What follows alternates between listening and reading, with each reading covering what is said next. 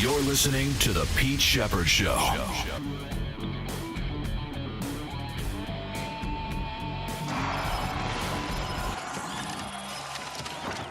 it's good to be back.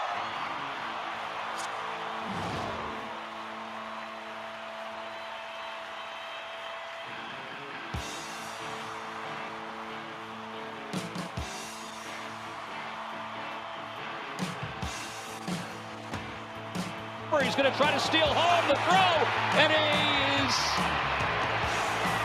I think he called a balk. I think he did call a balk. Wait a minute. There's some strange stuff, man. Wow, he would have been safe anyway. Yeah. I think he got under the tag anyway. What the hell's going on out there? Catcher's interference, basically a catcher's balk, one of the few ways you can get on in first base. Legendary misfires by the Red Sox and their catcher. Jesus, Mary Joseph. History by the Red Sox, and not in a good way. The Phillies win again. Good morning, everybody. Welcome to the Pete Shepherd Show here, respecting my authority at the Coastal Sports Network.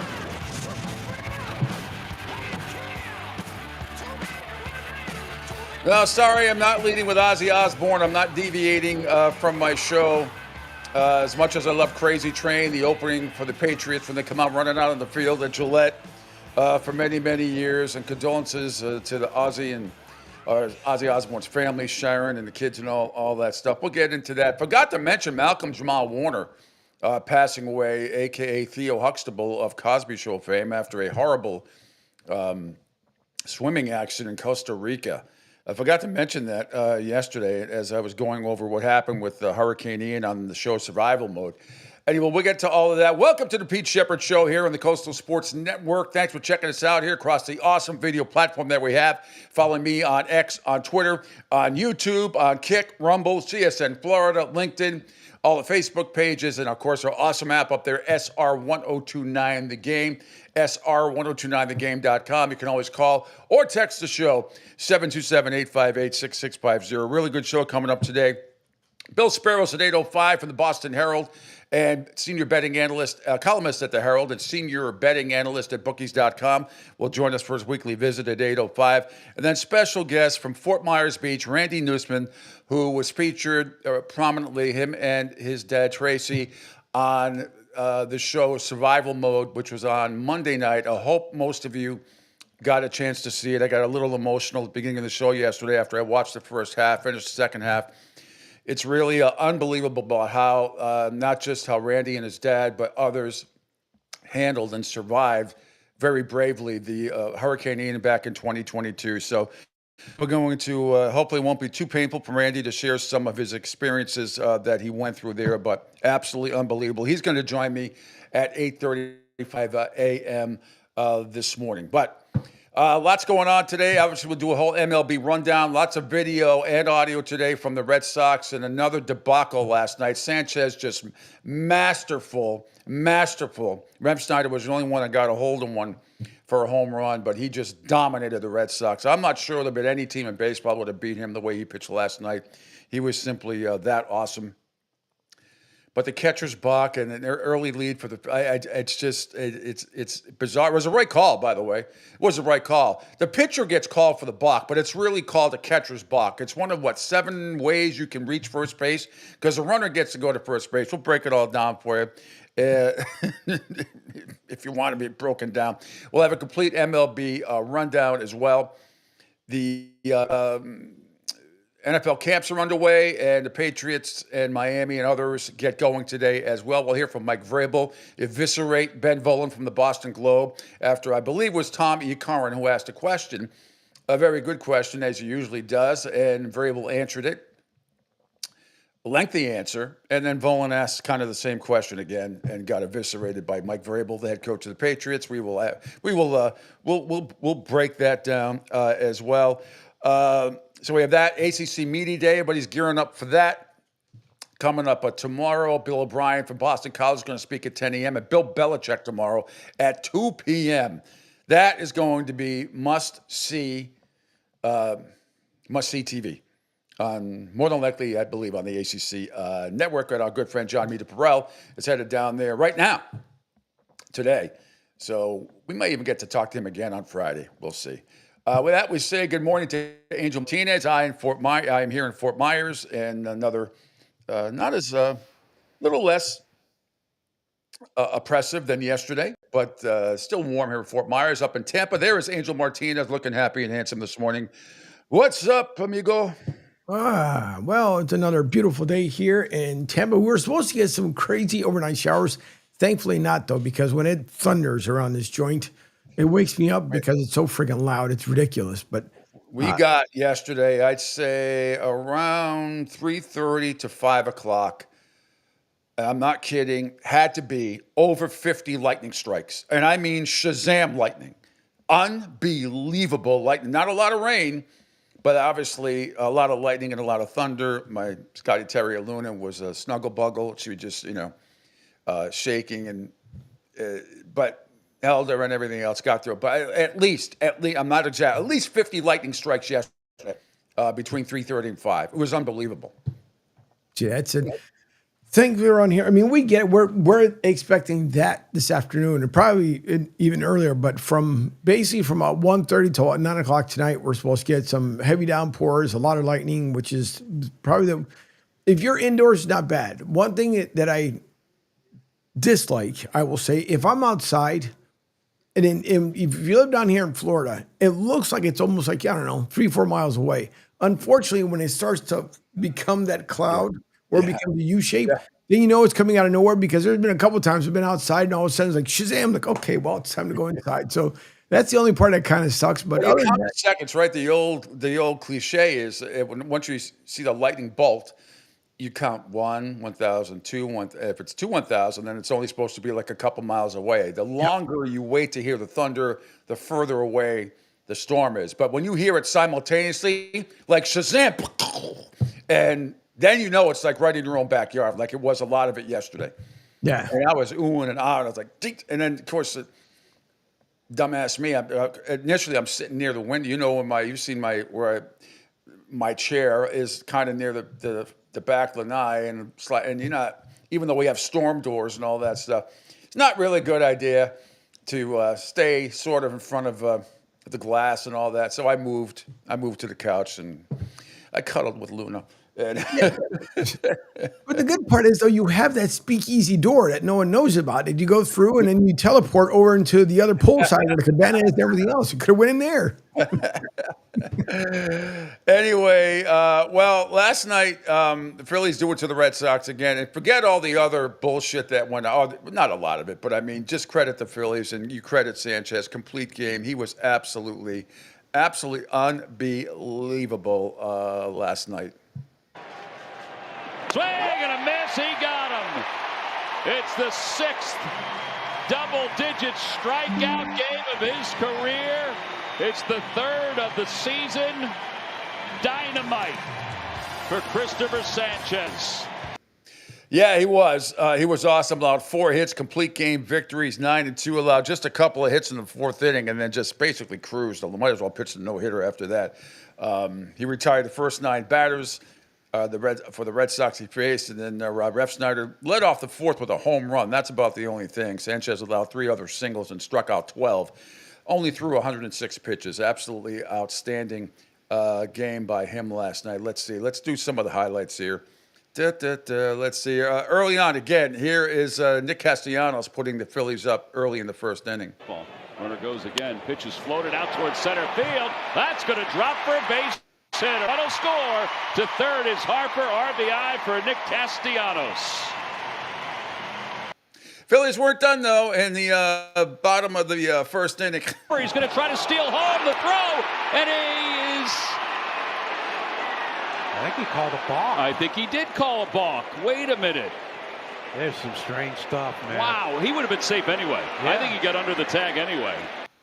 Again, Red Sox catcher Carlos Navarez was seemingly stunned to see Bryce Harper heading home and came out of his crunch towards the plate. He stepped across the plate, caught the ball, and applied a late tag.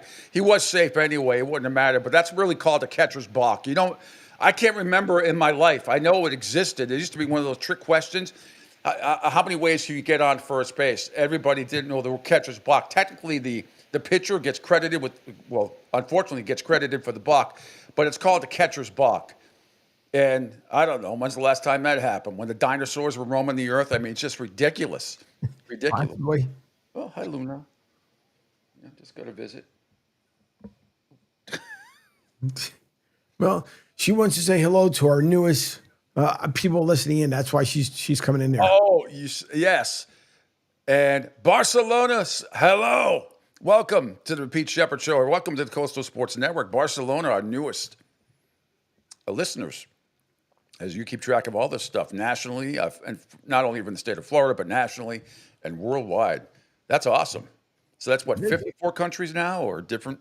Pretty much, we're getting there. But yeah, it's nice to see that Barcelona, Spain. Buenos dias from our Barcelona friends. But yeah, it's always good to add a new addition here to the listenership over in the Coastal Sports Network. It's always a great thing. So thank you to Barcelona.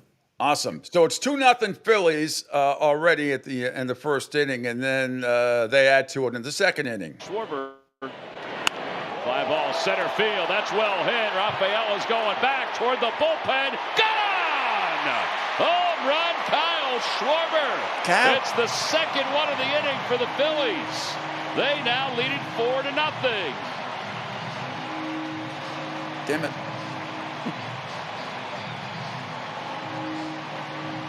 Well, we talked about it, Tom, in the crossover. Phillies need to score early. Yeah, I mean, when the Red Sox score early, if they score first, they usually win, but it hasn't been the case. They've been dominated. They've lost 4 out of 5 since coming back from the All-Star break, and they did have one. There's the one highlight for the Red Sox yesterday. 4 strikeouts to the first 9 batters, and the other outs are all on the ground. That ball is hammered into left field, high towering fly ball, and it is going to fly. Rob Refsnyder goes deep. And the Red Sox are on the board. First hit, first run, second time through the batting order, and Refsnyder will touch them all. All righty, Angel, if we could scroll down to Ness and Alex Cora after the game last night on the Red Sox struggles against major league pitchers. There you go. Here we go. And just like that. Against top major league pitchers. You have 28 strikeouts and 2 walks in the series. What are you seeing at the plate, and what needs to change? I haven't seen anything. I'm in the bench, but not all kidding aside. Good stuff, man. 2 of the best pitchers in the big leagues. They are. And that's the reason they're good. If we want to play in October, we have to find a way to hit those guys, right? I think yesterday we battled. Did a good job against Wheeler. We have our chances, but tonight, I think he was outstanding. You know, like, just, you got to tip your hat. And obviously Roman's a big-time prospect, but he has 8 strikeouts and 9 at-bats. What are you seeing from him? What needs to change from him? Change? Yeah, what's his approach? Is what's going on with all the strikeouts in this series? Good pitching, execution. He'll be okay. All right. There it is. Alex Cora, Red Sox will try again tonight. Again, national TV last night on TBS, national TV tonight on ESPN at 7:05. Lucas Giolito goes for the Sox tonight. He's been pitching very well overall, 6-2, 3.59 ERA. Philly will send lefty Jesus Luzardo to the mound, 8-5, 4.29 ERA. Another big part of this story, this series so far, though, the second straight game that Carlos Navarez involved in an odd play. Figure the outcome. On Monday, you might remember he interfered with Edmundo Sosa. His swing with the bases loaded in the 10th inning gave the Phillies a walk-off win via the catcher's interference. And then, as you heard, Rule 6.01, have it right here, stipulating that if a catcher or any other player steps on or in front of home base during a squeeze play or attempted steal, it's an automatic interference, and the pitcher is charged with a balk. See, the pitcher is charged with a balk, but it's really technically, it used to be, I think it's a catcher's balk, and it's not a good thing to be charged with that, especially we haven't seen it in a long time. So right above Ms. Cora, let's hear from Carlos Navarez on the catcher's interferences the last 2 nights. Here's right translate. Well, he speaks English pretty well. First inning play here today with Harper. Really weird, bro. First thing happened in my life or something that I see. The umpire called a catcher interference, which I just went up. Maybe I went up a little late. I just want to catch the ball and tag. You know what I mean? Like I saw the video and I wasn't like over the play or something. But then he called like no, it was a catcher interference. So it was completely weird. I didn't know that rule. Like you know what I mean? Like I just went out and trying to catch the ball and tap. So he told like even I don't know because the hitter stepped off, so it's not like he stayed in the box, which probably was a catcher interference completely off out of the box, and then I just get up and catch the ball. All right, that's good enough, Angel. That's good. That's good enough. Right above that, Richard Fitz giving Red Sox fans and myself fits last night because he was not good, and I'm not sure he could have pitched very well last night, and they probably would not have. He would not have outdueled Sanchez. But anyway, here's Richard Fitz last night after a tough outing. Coming into this one well rested, how do you describe the night that you had? I hate it. It's I just felt like I let everybody down tonight. Set the tone in a sense of playing the first inning gives them the momentum, and their guys should keep rolling. So I don't feel anything good about tonight. I feel like I let the team down and let myself down in the same process. Given some of the disruptions that you've had to your year, how difficult has it been to find a rhythm? Yeah, it's been tough. Having the rest that I did, I was really focusing on my practice and really focusing on trying to be the best that I can be in the 15 days that I had between outings. And I felt like I was in a good spot and felt really good going into this outing. And it really upsets me that it wasn't able to go in game 2. What did you see, and when did you see it on that Harper play? Yeah, I saw him on the corner of my eye, kind of leaning towards it, and as soon as I see him going, I was just making sure that I didn't balk. And I have enough baseball knowledge to be able to react like that, and I didn't react as fast as I should have, and so that's completely on me. It's nobody else. Did you feel you kind of settled down a little bit after that first couple of innings? I'm sorry. Did you think you felt that you settled down a little bit after the first couple of innings? No. The results were a little bit better, but just still felt like, when I'm on the mound, I want to be attacking. I want to be the guy on offense, as per se. And today, it just felt like they were attacking me rather than me attacking them. And that's not the position I want to be in. I haven't good enough stuff to go out there and throw 9 innings, and I'm not showing it right now.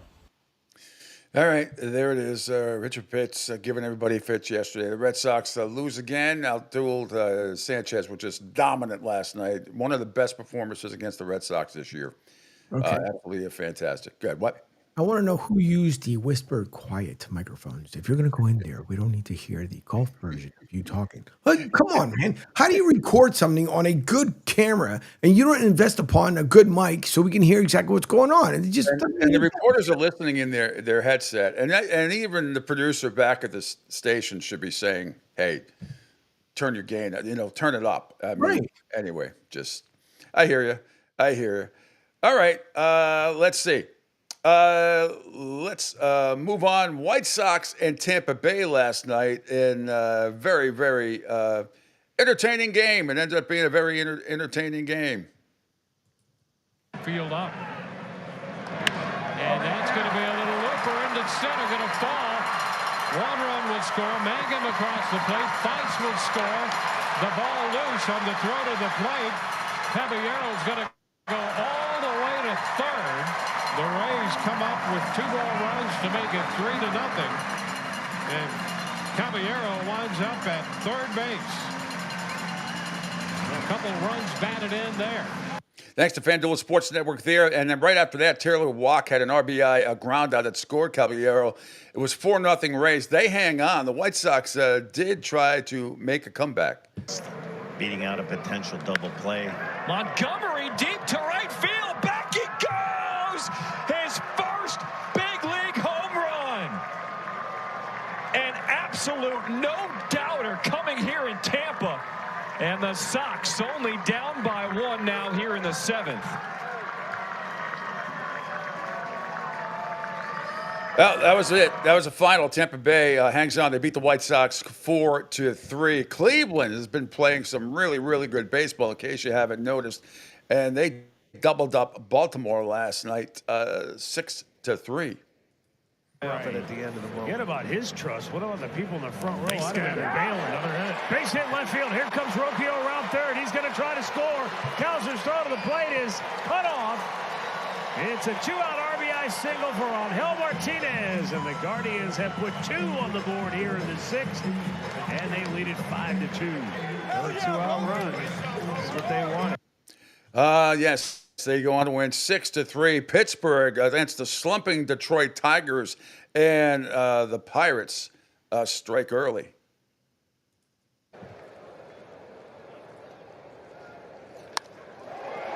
Maybe more than that. Going to split the gap.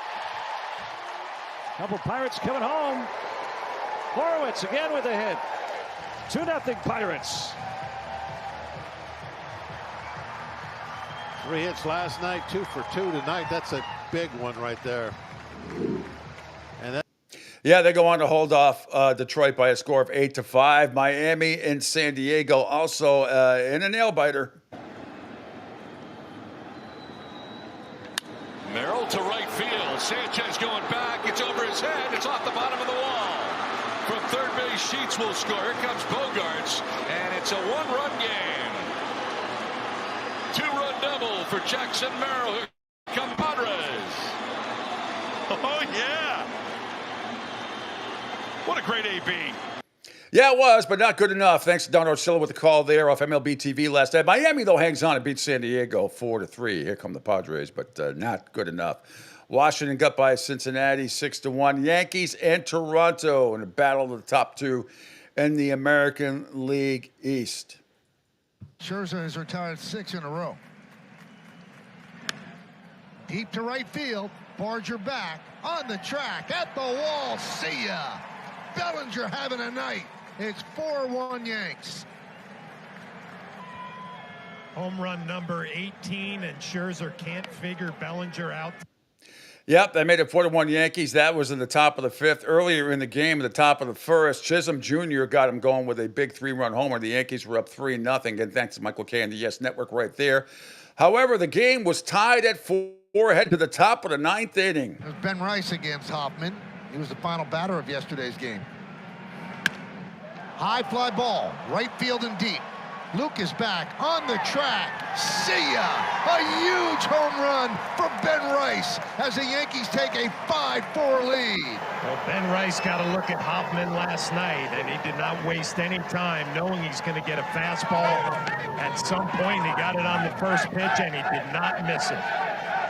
I was waiting for some sort of a Rice cliche, but it didn't happen. Yep. Disappointing. Yankees hang on, beat Toronto 5-4. So for Red Sox fans, you're a half game up on Tampa for the final wild card spot, and now you trail Toronto by 6 games. Yankees are down by 3 against the Blue Jays in the AL East.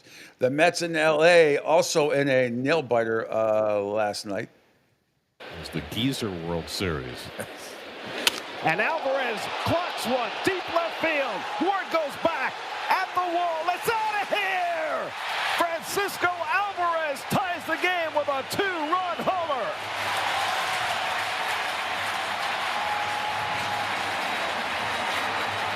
His first Citi Field home run of the season, a 2-run shot in his second game back from the minors, and Alvarez is back with a bang.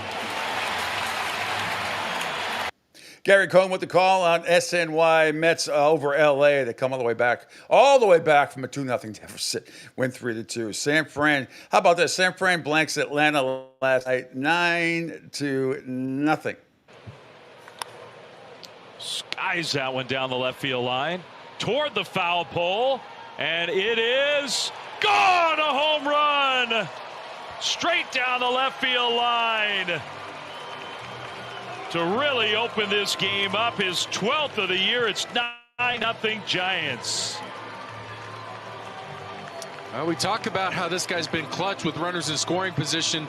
The Giants have been looking for that. He's had a little dip after such a hot start to the season, but hitting .345 coming. Yeah, thanks to NBC Sports Bay Area for that guy. Rafi Devers, who was batting like 2-0, the 210 for the Giants since they traded it, since he got there from the Red Sox in that trade. He did go for 5 last night. He also played at first base. I was watching this morning on ESPN his pregame grounders. He was awful. But he had an error-free game last night, but that won't last. San Fran blanks Atlanta 9-0. Texas over the A's by a score of 6-2. Colorado doubled up St. Louis 8-4. And Houston and Arizona went at it last night as well. Pro level. Bryce Matthews gets into one deep to left field, and the Astros have the lead. Bryce Matthews continues here in Arizona. Third home run in 2 games, and just like that, the Astros have awakened to a 2-1 lead.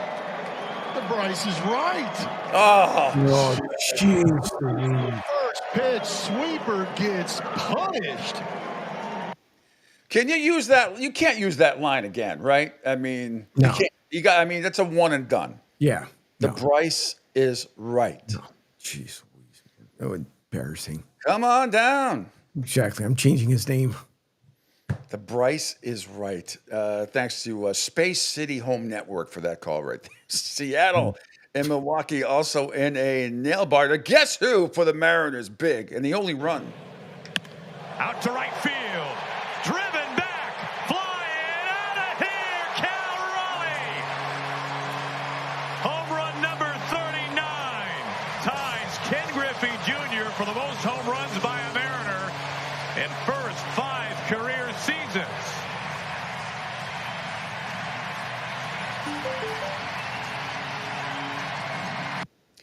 Okay, yeah, thanks to the call right there. Thanks to Root Sports. That was the only score in the game. Seattle beats Milwaukee 1-0. The Dodgers are really, really slumping. Minnesota and the Dodgers went at it last night in an absolute slugfest.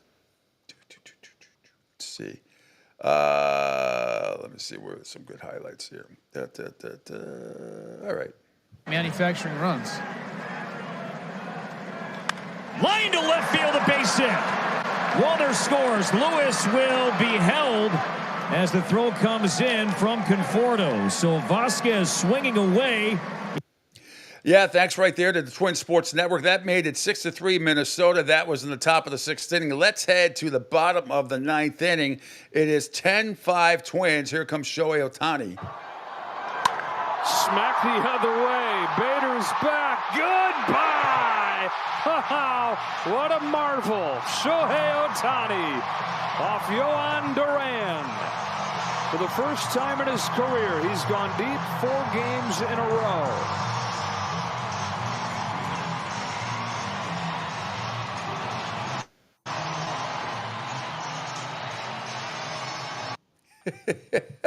All right, that's going to do it. That's your MLB rundown. Tell you what we're going to do. We're going to take a break. When we come back, it's all NFL coming back here for the next half hour. We got a Mike Reese report from Patriots camp. Mike Vrabel eviscerating Ben Volen of the Boston Globe, which is always fun, and a whole lot more. Some other NFL sound. Micah Parsons is upset. We'll hear from him. We'll hear from some people from the Detroit Lions as well. Jan Brad Holmes. Head coach Jim Harbaugh explains the big curtain that he has now turned into a meme, right? Meme. So we'll get to all of that. We have some stuff from the Chargers as well. But we'll begin with the Patriots. They open up camp today, but Mike Vrabel spoke yesterday. And not in a kind way to some people. Anyway, all part of the Pete Shepard Show. Don't forget, Bill Sparrow's coming up at 8:05 this morning from the Boston Herald and the senior betting analyst at bookies.com. And then my good friend Randy Newsom, who you saw from Fort Myers Beach, you saw on Monday night. And if you didn't miss it, go back. If you missed it, go back and watch it now on survival mode. Absolutely unbelievable how he and his dad, two of the brave ones, he and his dad Tracy, not only survived, how they did it. It's a remarkable story. and he will tell it again. We'll go over how we survived Hurricane Ian back in 2022. All part of the Pete Shepard Show. But first, Phil Castanetti's Sports World in Saugus, Mass. is New England's place to buy or sell the finest in sports memorabilia. For over 35 years, Sports World has offered the finest in sports collectibles. They've also got a big feature coming up. Sports World presents Bruins goalie Jeremy Swayman at New England's premier Asian restaurant, Kowloon, coming up 948 Broadway in Saugus, Massachusetts, this Sunday from noon to 2 p.m. There'll be a lot of autographs, regular, premium, and inscription. Prices are available, very limited. Call 781-233-7222. 781-233-7222 for more information. Sports World in Saugus, be there. Quick break. Back next with some Patriots and other NFL highlights here on the Pete Shepard Show on the Coastal Sports Network. Hi, folks. This is Gerard Moynihan of Moynihan Lumber, and I would like you to know that our company has been selling Anderson windows for over 60 years. See the complete line of Anderson windows at any of our 3 locations in North Reading, Beverly, or in Plastown, New Hampshire, or at MoynihanLumber.com. Hey everybody, it's Pete Shepard from the Coastal Sports Network. Want to tell you about my good friend Lou DiMuzio and his company. Lou is the president and founder of Ace Technology Advisors. They're big-time tech specialists. At ATA, they're able to craft, implement, and manage the best and most appropriate solution for your business. They leverage their industry-leading experience and their portfolio of technology partners to improve your best practices and infrastructure. So you can get a hold of them at 888-599-4223.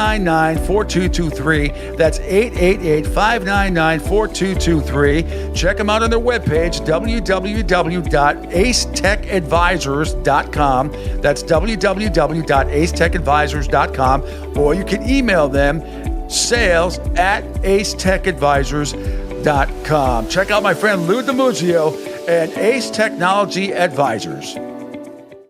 Right now, our country feels divided, but there's a place where people are coming together. I gotta tell you, I was nervous to talk to someone so different than me. Me too, but I'm glad we are.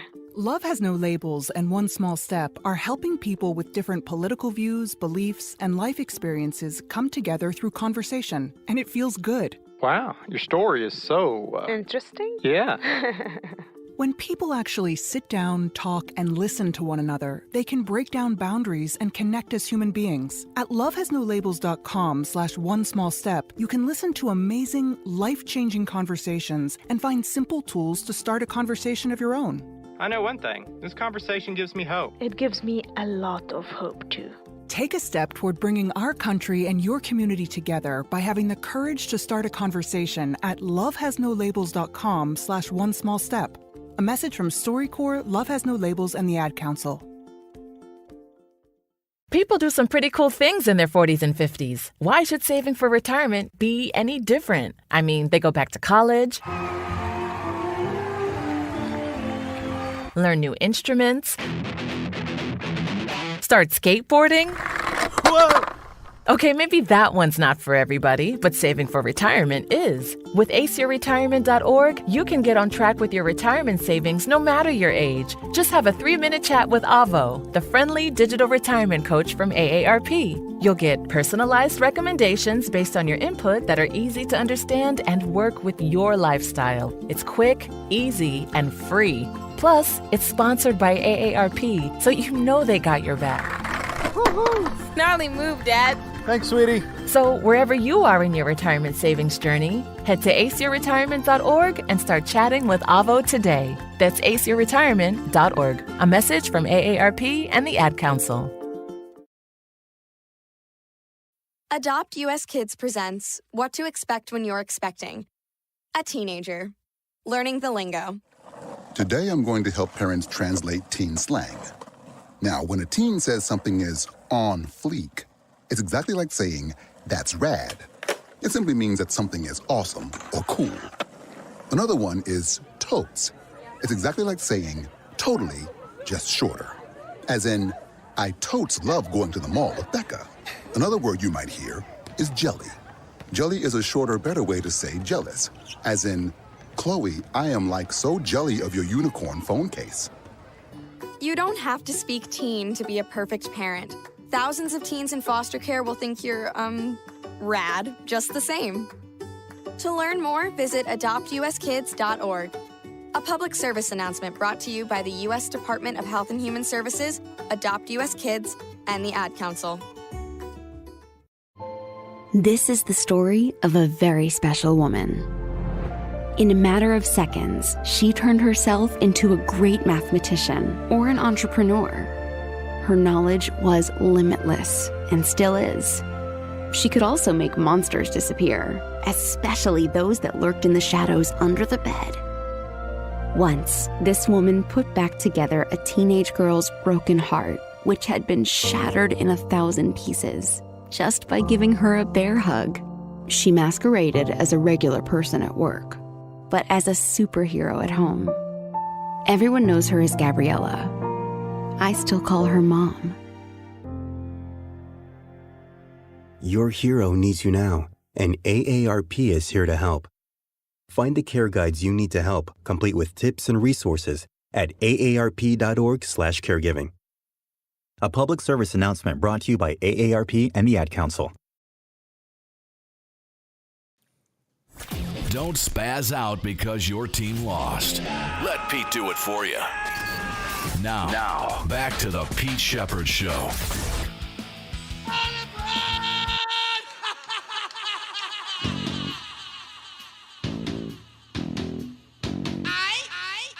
He's going to try to steal home the throw, and I think he called a ball. I think he did call a ball. Wait a minute. This is strange stuff, man. Wow, he would have been safe anyway. I think he got under the tag anyway. Yeah, Ozzy would have loved that. Speaking of crazy train, crazy play last night, a catcher's balk. Oh, Ozzy Osbourne, we're going to miss you. You're great rock legends of all time. Not only solo career before that with Black Sabbath, and whether you want to believe he bit the head of a bat or not, I don't know, and I don't care. But definitely a rock legend, and he will absolutely be missed. Never saw him live in concert. I don't think I ever even bought one of his albums, to be honest with you. But I enjoyed his music. Some of it, most of it.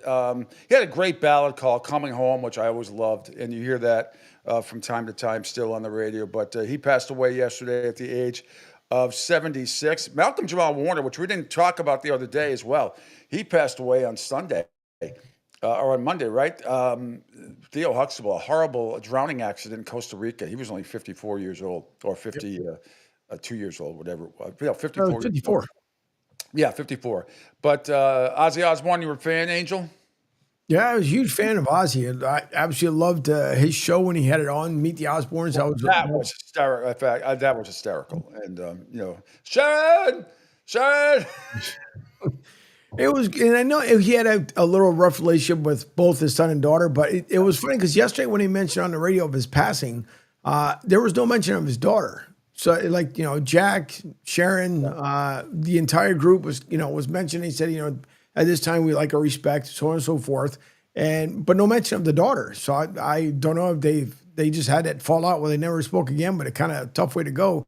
But I know they said he had just done his last performance. You did. I saw some of it. Yeah. Nuts. Like 2 weeks ago. Yep.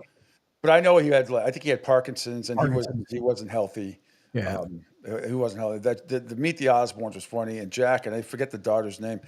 I think Jack sort of straightened himself out. He was a little punk ass, and look at how they were raised. I mean, it's not like Sharon kind of held it together, all of them together. Do you remember, and I have it, and I'm not doing this to make this is one of the funniest moments ever. Do you remember when he and Sharon or Ozzy sang at Wrigley, "Take Me Out to the Ball Game"? Yeah. You do? Yeah. Well, in case you didn't know, here is how it sounded. I forget what year this was, but this is absolutely classic Ozzy. And a real crazy crowd starts singing with me. Are you ready? Are you ready? I can't hear you. Are you ready? 1, 2, 3, and let's go out to the morning. Let's go out to the river. Take me in the rain, I don't remember what I have to do.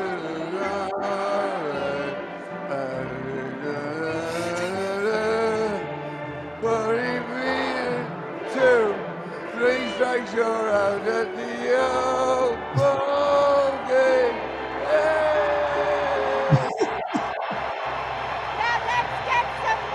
Yeah, let's get some runs. Come on, don't mess around. Let's get some runs.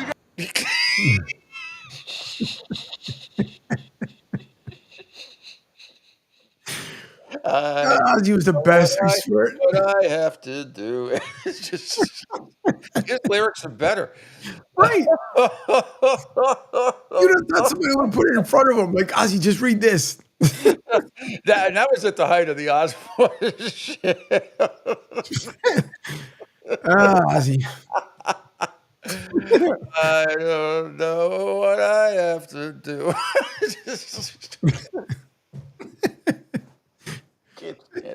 They should have highlights of like the best of the worst ever at Wrigley Field.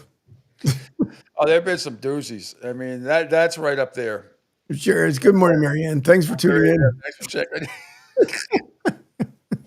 And I have to do. Wow. That's pretty bad. Poor Ozzy. Oh, my dear. It was that's unbelievable. like at the very end. So him and Jack end up getting an RV, and they started here in Florida. So they purchased an RV to make their way back out towards California, and they had like multiple stops in different places they ended up going to. And you can tell it was like at that point where they finally kind of really got together because he appreciated being with Ozzy. And Ozzy kept telling him, where are you going to use the bathroom? And Jack's like, what? He goes, hey, where's the bathroom? Where am I supposed to go? Well, you go in the RV there. He goes, he's going to flush it down the road? What are we doing here? And it's like, no, Dad, we got it. It's like, oh, okay, all right. I remember when there were a couple of scenes back in the day, the first couple of seasons. I mean, it was it's like, the tour's over, and she goes, no, and Sharon's like, no, you got to go to Albuquerque. And he's like, no, Sharon, I'm tired. I don't want to go to Albuquerque. No, you got to go. You promised you got to go. I'm not going to Albuquerque, Sharon. I'm telling you. And they cut for 2 seconds. It's like, and then you see, hello, Albuquerque. And it's like, and they have like this Lawrence Welk bubble machine, like he's doing the preset thing. He's like, Sharon, he goes, bubbles, it's distracting. Hello, Albuquerque. Oh my God. It was unbelievable. It really was. All right, let's get into some NFL stuff. For those of you, Patriots Wednesday today, Monsieur Vrabel will be speaking. If you want to check out online at patriots.com at 9:30 in the morning. They practice at 10:15. Their first one of the year. I do not believe it's open to the public yet. I could be wrong. I don't think the first practice is open to the public. And then there's going to be interviews at noontime with Drake May, Pop Douglas, Robert Spillane, Milton Williams, and Antonio Gibson. By the way, on PUP list, in case you're wondering, wide receiver Mac Hollins, tight end Austin, Mr. Hooper from Sesame Street, offensive tackle Badarian Lowe, which he can stay there forever as far as I'm concerned. He is the worst offensive lineman in the league. I just can't believe he's still on the team. All right, let's scroll down. First thing, got a couple things. With Vrabel going after trolling Ben Vrolin, which is always fun. But let's go.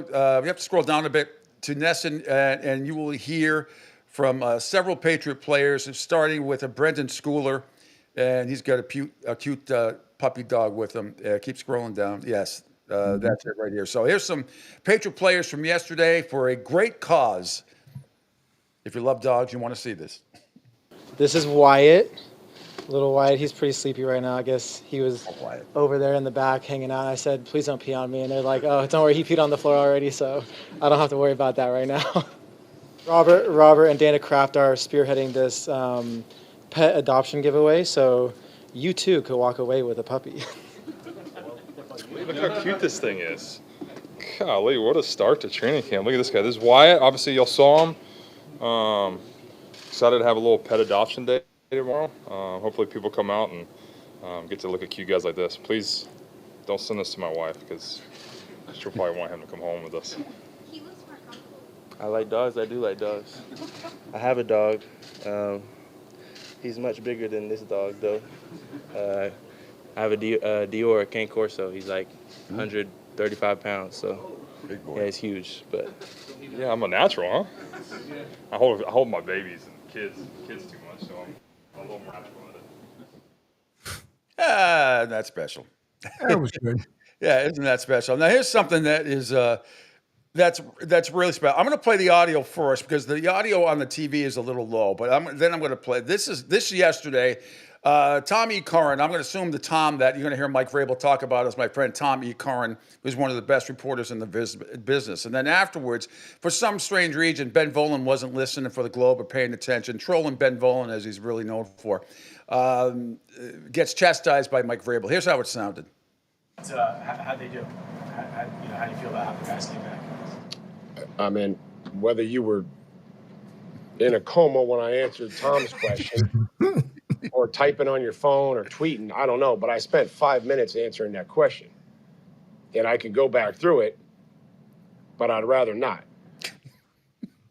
All right. Now, Angel, if you could scroll down, and it's 200 the show. This is Ben Volen getting owned, and the season hasn't even started yet. So some of the audio might be a little low at first, but it's a longer answer that Mike Vrabel gives regarding. Yeah, it's right under the Sharon Osbourne thing, which we'll get to that at some point too.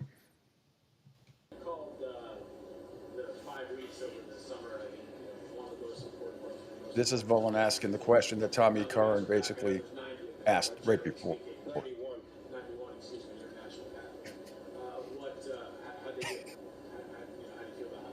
I mean, whether you were in a coma when I answered Tom's question or typing on your phone or tweeting, I don't know, but I spent 5 minutes answering that question.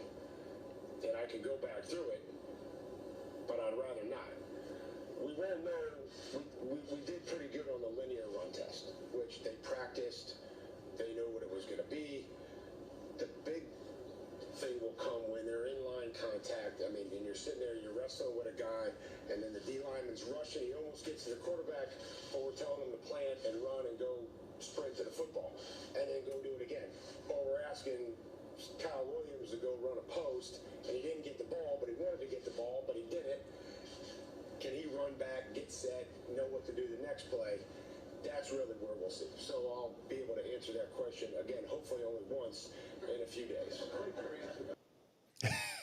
Yeah, again, it's great having a real coach again, taking the words right out of my mouth about this. I mean, you would never have heard Gerard, much as I love Gerard Mayo as a player and the football gym rat that he was, you would never have heard that type of explanation from him last year. Not in a million times 10 million years. So that is the difference.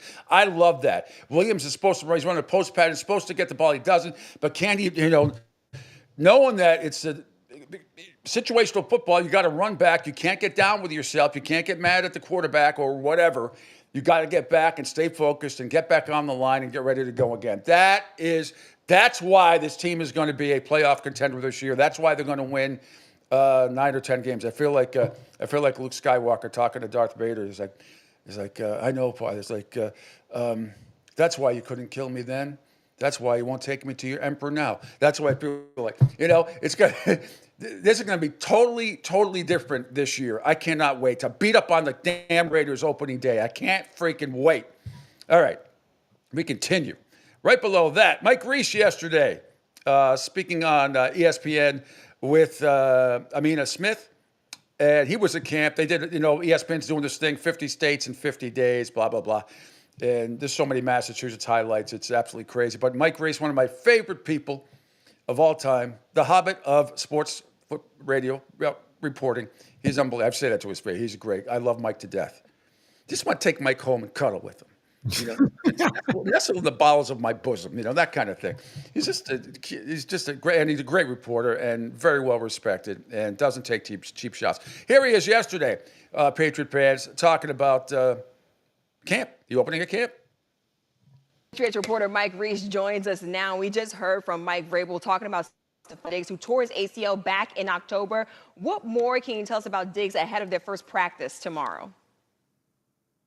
Well, Amina, I want to take you behind the scenes here at Gillette Stadium. When you go into the Patriots locker room, Drake May has his locker on a corner, and he said one spot away from him is Stefon Diggs, and that reflects how the Patriots are trying to create that connection between Stefon Diggs and Drake May on and off the field. And it already started on Saturday. That was when Stefon Diggs reported for training camp with other rehabilitating players. And the last time we heard from Stefon Diggs was back in June, and he said he wasn't 100% at that time, but when the Patriots are ready to hit the button, he wanted to make sure he was ready. And I can confirm to you, Amina, that button has been pressed. Diggs cleared to practice. Those two are already building a relationship, and Drake May is hoping to build on a strong rookie campaign. What has he been up to this offseason with his receivers and his offensive coordinator, Josh McDaniels? So, Amina, I talked to Drake May before he reported to training camp here, and this was right after he went down to North Carolina with some of his teammates for work that he told me was great on the field, but was almost even better for the bonding part of it. And he told me that it was great for them to come together and that he's now excited to be here at Gillette Stadium with a focus on building the bond and the culture. And as for what he's building with Josh McDaniels, the offensive coordinator, he told me that he felt like he's finding a stride. He likes how McDaniels has set clear expectations for him, and that includes having him watch old film of Tom Brady. Look, Patriots already laying the foundation for the season. Finally, we're spotlighting Massachusetts for 50 states in 50 days, and who better to get? You're a Mass native, and they have been covering the Patriots for over 20 years. Take us through some of your favorite Massachusetts sports moments. All right, I mean, if you were a kid growing up in Massachusetts in the 80s, you were Mike Eruzione of Winthrop, Massachusetts, U.S. hockey team, shooting, scoring. Do you believe in miracles? Yes, that's what we did in our driveway when we had the street hockey stick. It was a great Massachusetts moment, but a great moment for the country as well. All right, so if you were at the bus stop and you had the football in your hands, you know who you were? You were Doug Flutie, Boston College of Natick, Massachusetts. The miracle in Miami, throwing the Hail Mary pass to Gerard Phelan. That's what we did as kids growing up in Massachusetts. Flutie of Massachusetts, that was a moment that transcended sports. And since I'm here, Amina, at Gillette Stadium, I thought you would be interested to know that every reporter that covers a game for the Patriots can count on one thing on the menu that is served to reporters. Of course, it's the most peak Massachusetts thing. It's clam chowder. Oh, of course, definitely clam chowder. Look, Mike, I thought we were friends, and I went to Miami. You didn't have to pull that out of the archives. I didn't need to see that, Mike. I didn't need to see it at all. That's what we lived here, Amina. I felt so bad knowing that we were going to do that, but that was great Massachusetts stuff back as a kid growing up in the 80s. It's fine. I can't agree more. Mike Reese with the latest. Thanks so much. All right, there you have it. Yeah, and there's a lot. I mean, there's a lot of great moments. Obviously, Rizzioni and a bunch of other guys from BU on that team as well. A lot of New Englanders on that team, including Jim Craig, and oh my God, the list is. I mean, it was just unbelievable. And I remember after the United States won that game, I was vacationing with my parents on the East Coast in Pompano, Fort Lauderdale area, and just ran, screaming my head off. Made sure I didn't, because the game was on tape delay. I would not go out to dinner with my parents and my sister that night. My dad wasn't happy. I was like, I'm not missing this game. I went all day without media silence. This was back in 1980, which meant just don't turn on the television. And I didn't until the start of the game. And when they won, I went screaming. We were on the second floor. I went screaming down the corridor, jumped into the pool with all my clothes on, and got applause from people in the building. Nice. For my antics. Yeah. So I mean, there were so many. Those three that Mike mentioned, they're certainly worth it. There's a gazillion others as well. All right. So you just heard about the relationship Mike Vrabel and Drake May, and he has with Stefon Diggs and all that stuff. Here's the antithesis of that. Here's Micah Parsons. He's not particularly happy with how his contract negotiations are going with Jerry Jones and the Cowboys. I mean, there's not really much movement, man. No shit. I want to be here. I've always stated I want to be here, but at the end of the day, they sign the checks like always, and let's see if they want me to be here at the end of the day. No, everyone, like I said, everyone got a different story. There's some teams where guys like Max Reed's like, man, they knew I was coming up and they just want to take care of him. And I just say, must be nice, you know what I mean? Patience is a virtue. I think it's key to patience. I think life is all about patience, knowing when it's your turn, when it's your opportunity. But Micah Parsons acknowledges he's discouraged that a long-term deal has not been reached with the organization. There you have it. I mean, this is so stupid again by Jerry Jones. I don't know who gets the dumbass order of the week, Mike Brown or the Bengals, for saying that, he's putting clauses in these contracts with people in case they get in trouble. Detrimental to the team type of stuff. I mean, you could do that for everybody. And then Jerry Jones, who's just an absolute clown show buffoon, pulling this crap again, and just unbelievable. He's had 52.5 sacks in his first 4 years, only behind Reggie White, who had 70, Derek Thomas, who had 58, and J.J. Watt, 57, DeMarcus Ware, 53.5. Since sacks became an official stat back in 1982. This is just stupid by the Cowboys. They get exactly what they deserve, and I think they'll be fighting out with the Giants for that 6-7 win stuff as they finish last in the NFC East, behind Philadelphia, Washington. Swap them, whatever you want. Those will be two playoff teams. Dallas will not be a playoff team. Absolutely convinced of it. He sure won't. By the way, thanks, John, for reposting. We appreciate it. Oh, great. Thank you. Oh, yes, I just saw that. Thanks, John. Appreciate it. More NFL stuff here, more NFL news. Detroit Lions GM Brad Holmes on adding Marcus Davenport to the defensive line and the recovery of all-pro defensive end Aiden Hutchinson. This is from Sirius XM NFL Radio. Marcus actually, because I thought the whole thing is, well, who's on the other side of Aiden? Who's on the other side? Marcus is the perfect person to have on the other side of Aiden in terms of his ability, how he plays the game, his length, how he can push the pocket. He's a good athlete. He's powerful. He's stout. All those makings. He has that. He just has had a lot of bad luck on the health front.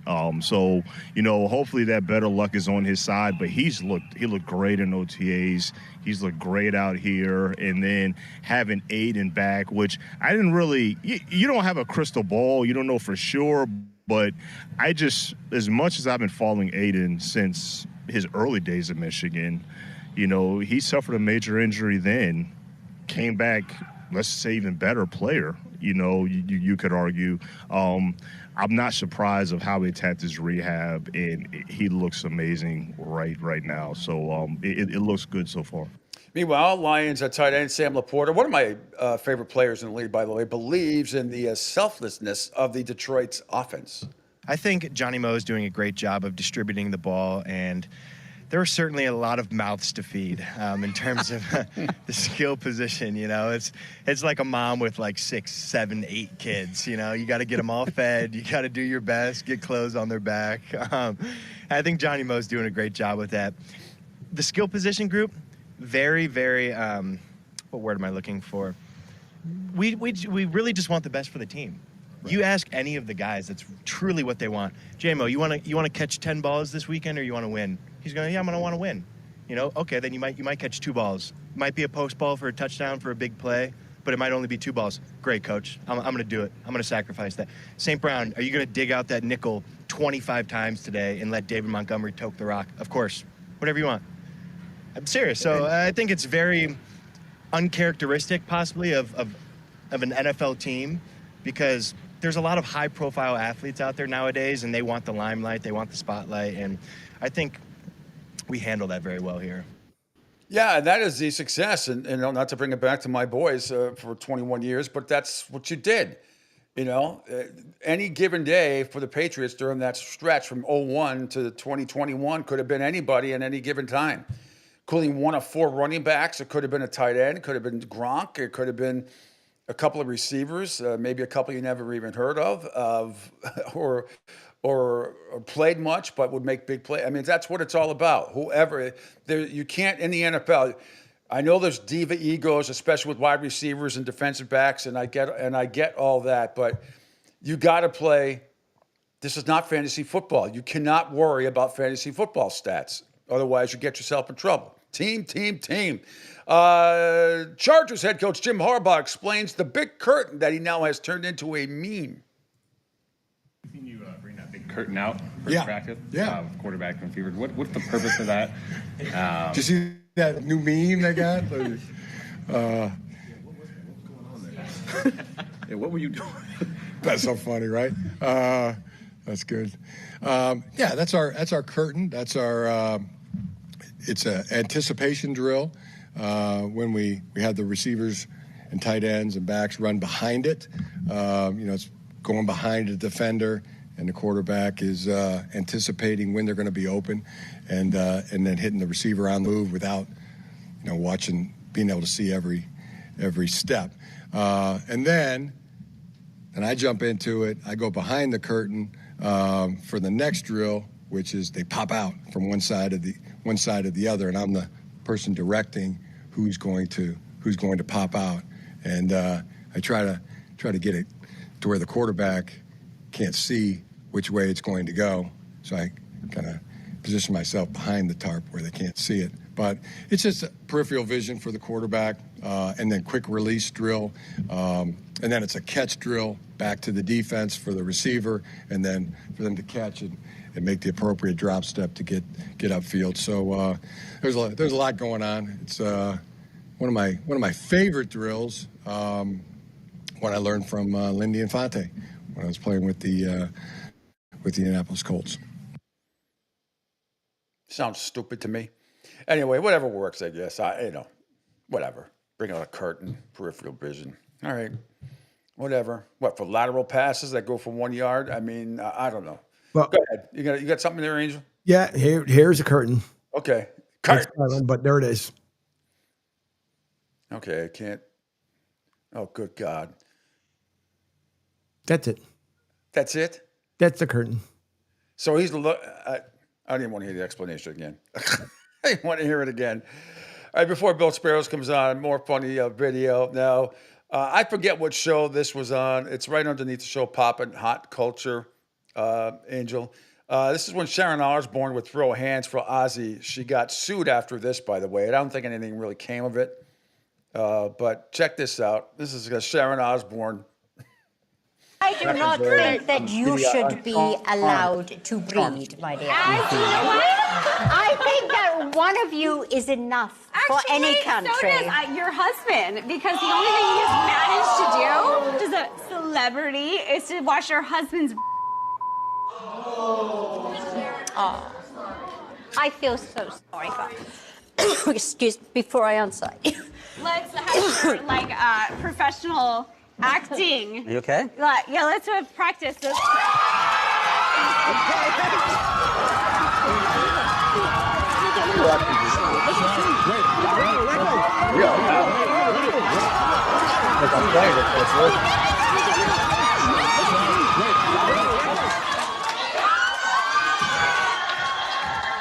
They can with me.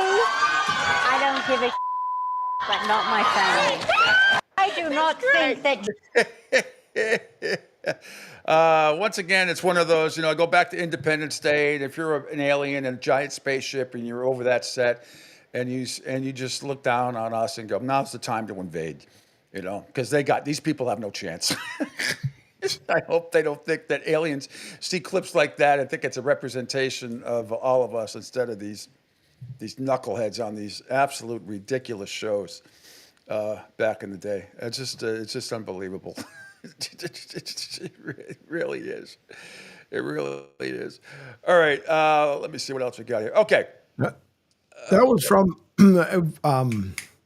Jesus Christ, I just had his name on my mind. Charm School, I think. The name of the show is Charm School. Because that was a spinoff off of Bret Michaels, the show that he used to have. I have no fucking clue, Angel. I didn't watch any. I have no idea. Okay, well, so Bret Michaels decided to have. He was approached about when he was single and who would he date and blah blah blah. So that the two girls that are there were originally part of the original cast on the show. I think it was on for like 2 or 3 seasons, and then they did a spinoff which was called Charm School because he kept mentioning sometimes, hey, you guys really need to kind of go to Charm School and figure out who you guys are, and that's what they did. Oh, God. Good stuff. I wish that I had. Actually, I don't wish it. I just never paid attention to those shows back in the day, nor Jerry Springer or any of that stuff. I was occasionally watched the Donahue back, and I wasn't into all these daytime talk shows stuff. Anyway, just like that. I am into one William Sparrows from the Boston Herald and senior betting analyst at bookies.com. Good morning, Bill. How are you? I'm doing just fine, Pete.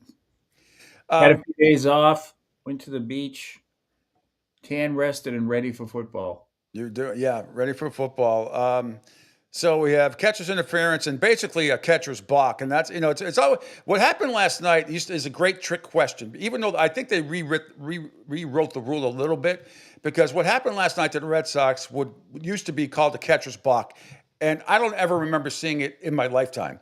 I know it exists. It's one of those trick questions. What is it? The 7 ways or 8 you can get Yeah, on I to think first it's base. 8. 8 ways you can get on to first base, and everybody would get the first 7, and always they didn't know the catcher's balk rule. I did back in the day because I was a geek, but I'd never seen it, and it was the right call. It was the right call, but to have back-to-back infamous one that didn't happen since 1971, and before that, to 1926, and last night. I mean, they were dominated by Sanchez. I don't think any team in Major League Baseball would have beaten them last night the way he was pitching. But what a bizarre year for the Red Sox and a way to end the Pete, last 2 games. they made the documentary 1 year too soon. Yes. I would sit through 50 hours of Netflix on the 2025 Red Sox. And you have to understand, we still have 60 games of calamity and dysfunction. And I am still, won't happen at the trade deadline, I don't think. Still think it might happen this offseason when Devers ends up in pinstripes. He played first base last night. That's a good sign. I mean, Error free. But you see his warm ups? He was sucked. They were Oh, showing, but so what? I don't think don't he care. handled him. Whatever. He finally got a hit. He got 2 hits last. He was batting There you go. 212. Yeah, he's batting 212, and the Red Sox hit 165 since the All-Star break. Yep. So they're 17 and 13 without Devers right now. And 6 of those wins are against teams that aren't as good as the Savannah Bananas. Yes. So they're basically under 500 against real teams. And that includes all those wins against the Yankees and Rays. They're still under 500 without him. I mean, they've scored what? Well, 6 runs in one game, 10 runs since the All-Star break. They're batting like 203 since the All-Star game. Some ridiculous. And they're 3 for 21 with runners in scoring position since the All-Star break. Yep. So they're definitely missing the bat. It's too bad they had the break when they were, on a heater, but that's what happens. I mean, they're facing real good teams with real good pitching right now, and against really good pitching, this lineup is terrible. And that's why, even if they were to make the playoffs, and they're still right there, and they took them at plus 230, they probably wouldn't even get past the first round. But it's But still. don't we have to wait? Don't we? I want to still. I'm not at least a residue of a benefit of a doubt. Let's see up until August 13th. Well, I was just, they have I some know. time to reinvent themselves or find themselves again. Well, they have, but they only have 8 more games until the trade deadline, or 9. Yeah. I mean, they really, we're going to find out a lot on July 31st. Yes, we will. And you got to wonder if they're starting to waffle a bit on the. We had the propaganda, Radio Free North Korea. Telling us that they were going to load up at the All-Star break.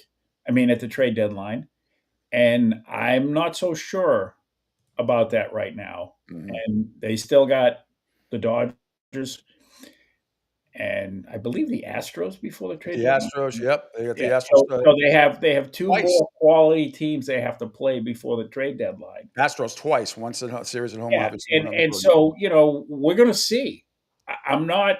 Again, this is day 1 of deliberations of the Karen Reed trial. The jury's still out, and we'll see what happens at the trade deadline. I think it's probably more probable than not that they don't. They're not going to add payroll. I mean, they may pick up a schlub and get rid of a schlub. Anyone, I had this discussion on social media. Anyone who thinks the Red Sox freed up money by getting rid of Devers Mm. is simply incorrect based on the data. The Red Sox have freed up $55 million in salary by not keeping Bogarts and Devers, and yet their payroll, adjusted for inflation, is smaller now than it was in 2023. Yep. So even though they've freed up $55 million in these guys, their payroll hasn't changed. So I really implore people and beg them, as if I were, a homeless waif post-war Europe. Don't ever think that the Red Sox are freeing up salary to spend elsewhere. Mhm. They're not. They're limiting payroll to, my guess is probably, the "you're fired" line is probably $200 million a year. So maybe they could, add a few million at the deadline, but and the same thing's going to happen. Somebody said to me, "Oh, well, if they don't keep Bregman, that frees up 40 million." No, no. Yeah. If they don't keep Bregman, that just means that they're going to save $40 million. They're not going to spend it on somebody else, because we saw what happened this year. John Henry smoked a cigar, and 3 months later or 4 months later, Rafi Devers was playing in San Francisco. So Mhm. they don't free up money for anything. They pair payroll and control costs. That's all this is. I And mean, I they won't even pay the friggin' concession workers. So, the people who sell beer are going on strike this week at Fenway Park because Oh, I the didn't Red know that. I Sox. didn't know that. Really? Yes. Yeah, it Ooh. was covered on talk radio last week, and Oh. it's in the Herald today, and I would imagine I'm not gonna knock the Globe. I haven't looked at it. I haven't read. I'm sure they've covered it. But yeah, they're planning a strike. I believe the Friday where they play the Dodgers. I'm Now not a you're talking about selling beer in the concessions or walking around selling beer as a bar? everything, Everything. everything. They're gonna- So the word is out that if you're going to see the Red Sox, plan on getting your stuff ahead of time. No hot dogs or anything like that? I mean, it's just not beer, right? It's all concession? Everything. What's it, Aromat? Whatever. What's the Yeah, company? it's Aramac. Yeah. They're striking again, but I mean, it's like everything else. So yeah, so the right now, the Red Sox and their contractors, and of course they would say that's between the contractor and the employee, because that's how they do things. And they also apparently the same union group that runs the concessions at the MGM Music Hall there. It's the same Mhm. outfit. So the Red Sox aren't paying the concession workers. So for all that is holy, no matter to whom you pray, don't ever think that they're freeing up salary for anything. They're freeing up salary because it's being plowed into other ventures. It's not being reinvested in the team, because they're not paying the guy who sells the friggin' beer enough. The workers at whatever that mausoleum in South Florida is called this week, where the Marlins play. Yeah. Apparently, the beer workers at the Marlins mausoleum, Yeah. Orange Bowl Mhm. 2, I guess it's Lone Depot Park, where you Yep. go to buy a house when you have a 52 credit score or something. Those people who sell beer there make more than the people who sell beer at Fenway Park. And we don't need to get into the issue with not having state sales tax or a city Yeah. tax, Mhm. in Miami versus Boston. So, yeah, they're not paying the people who sell beer.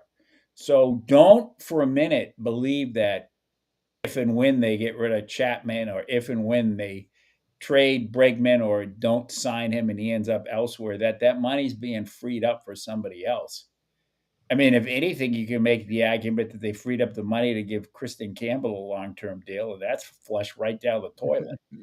So, I mean, we should all know this by now. Agree. It's been 5 years post-COVID. This has been their MO since 2021. So everyone should know this. I shouldn't have to tell people this, but I do. And it's kind of sad.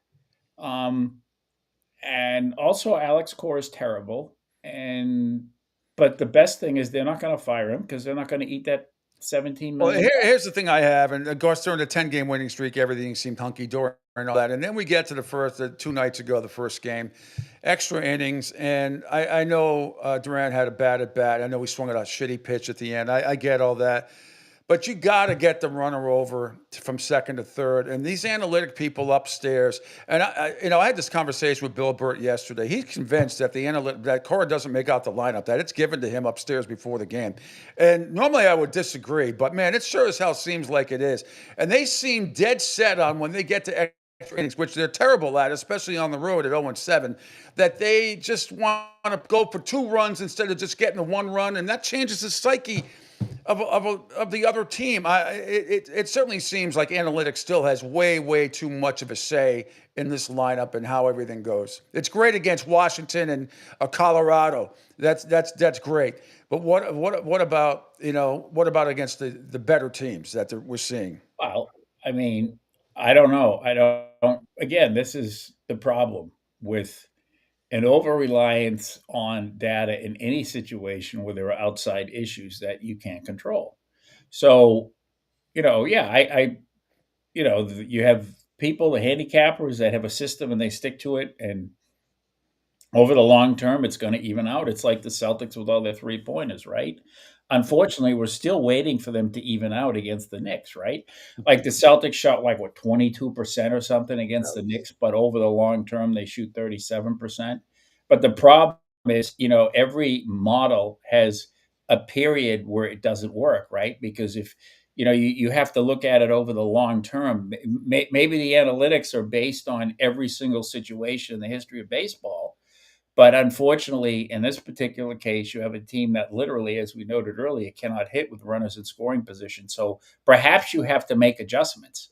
See, that's the only problem I always have with system people and analytics people is that you have to look at that. There's also another factor to be involved. If you're 3 for 21 or 3 for 20 with runners in scoring position, and you have a guy on second base with nobody out, yeah, maybe it's time to try something different only because the current situation demands an adjustment, Well, right? it's a great. It's a Models great. are always changing too. There's It's a great. always new data. It's everything is in flux. So if you're unable to see that, then you're not good at your job. And they're 0 for 7 now in this situation, right? After I think it was 0 for 7. Mhm. And so that's past anomaly. I mean, it's not an anomaly if it's happened 7 times, and maybe you need to adjust.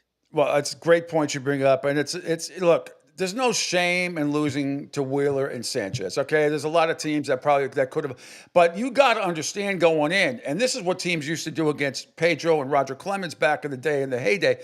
You got to adjust your game. You got to play small ball. You got to know that you're probably not going to get more than 2 runs in this game. And if you do, you're very lucky. Then you wasted a pretty decent performance out of Walker Buehler again the other day, which is more you're toe-to-toe with Blake Wheeler, one of the best pitchers in the game. You're in extra innings, and you screw it up at the end, I think, by not getting that runner over. But your mentality has to change against, at least for a lot of games, but those two against 2 of the best pitchers in baseball and on the same team, your approach to the plate better be, if we get 2 runs in this game, we could win it, and they're not good enough to overcome a catcher's balk and that other debacle the other night. And they might have lost anyway. The bases a little with nobody out. I'm going to assume they might have And that's lost. the idiot. Remember that they put themselves in that situation by trading for that doorknob and not having Rafi Devers, who probably would have hit 3 home runs in that ballpark during the series. So again, this is all their own creation, right? I mean, this is not. They always want to have it both ways. They will say, "Oh, we're in a rut. We're just in a bad rut." But everything we do is reliance on numbers and analytics. So if you believe in analytics, there's no such thing as luck. And by the way, there's no such thing as luck. But that's another show for another day. So, All right, let's move. Go ahead. Yeah. So it's all of their own doing. This is all of their. They created this. They built this, right? This is their system in action. This is what they do. And they also don't pay guys who sell beer. If you want to sell beer for a living, do it for the Marlins because they pay better than the Red Sox. And you get to live in South Florida, where And you get it's the South pool. Florida, and you Get the don't have pool. to pay state income tax. You get the And pool in the stadium. not- Go swimming after hours. yeah, and there's nobody there. And it's a yeah. I went to a ball game at that place once. Oh my God, it was terrible.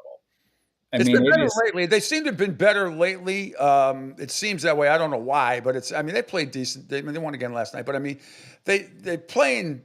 But I agree. I mean, They could go they're at 100 the new game. to They're an at the and new that game like 2,000 people. That's it. yeah, that's it. Exactly. They could win every game. They could go what would be 182, I guess, or what is 11 playoff games. Yeah. So whatever the math is, they could win every game for 15 years and never sell that place out.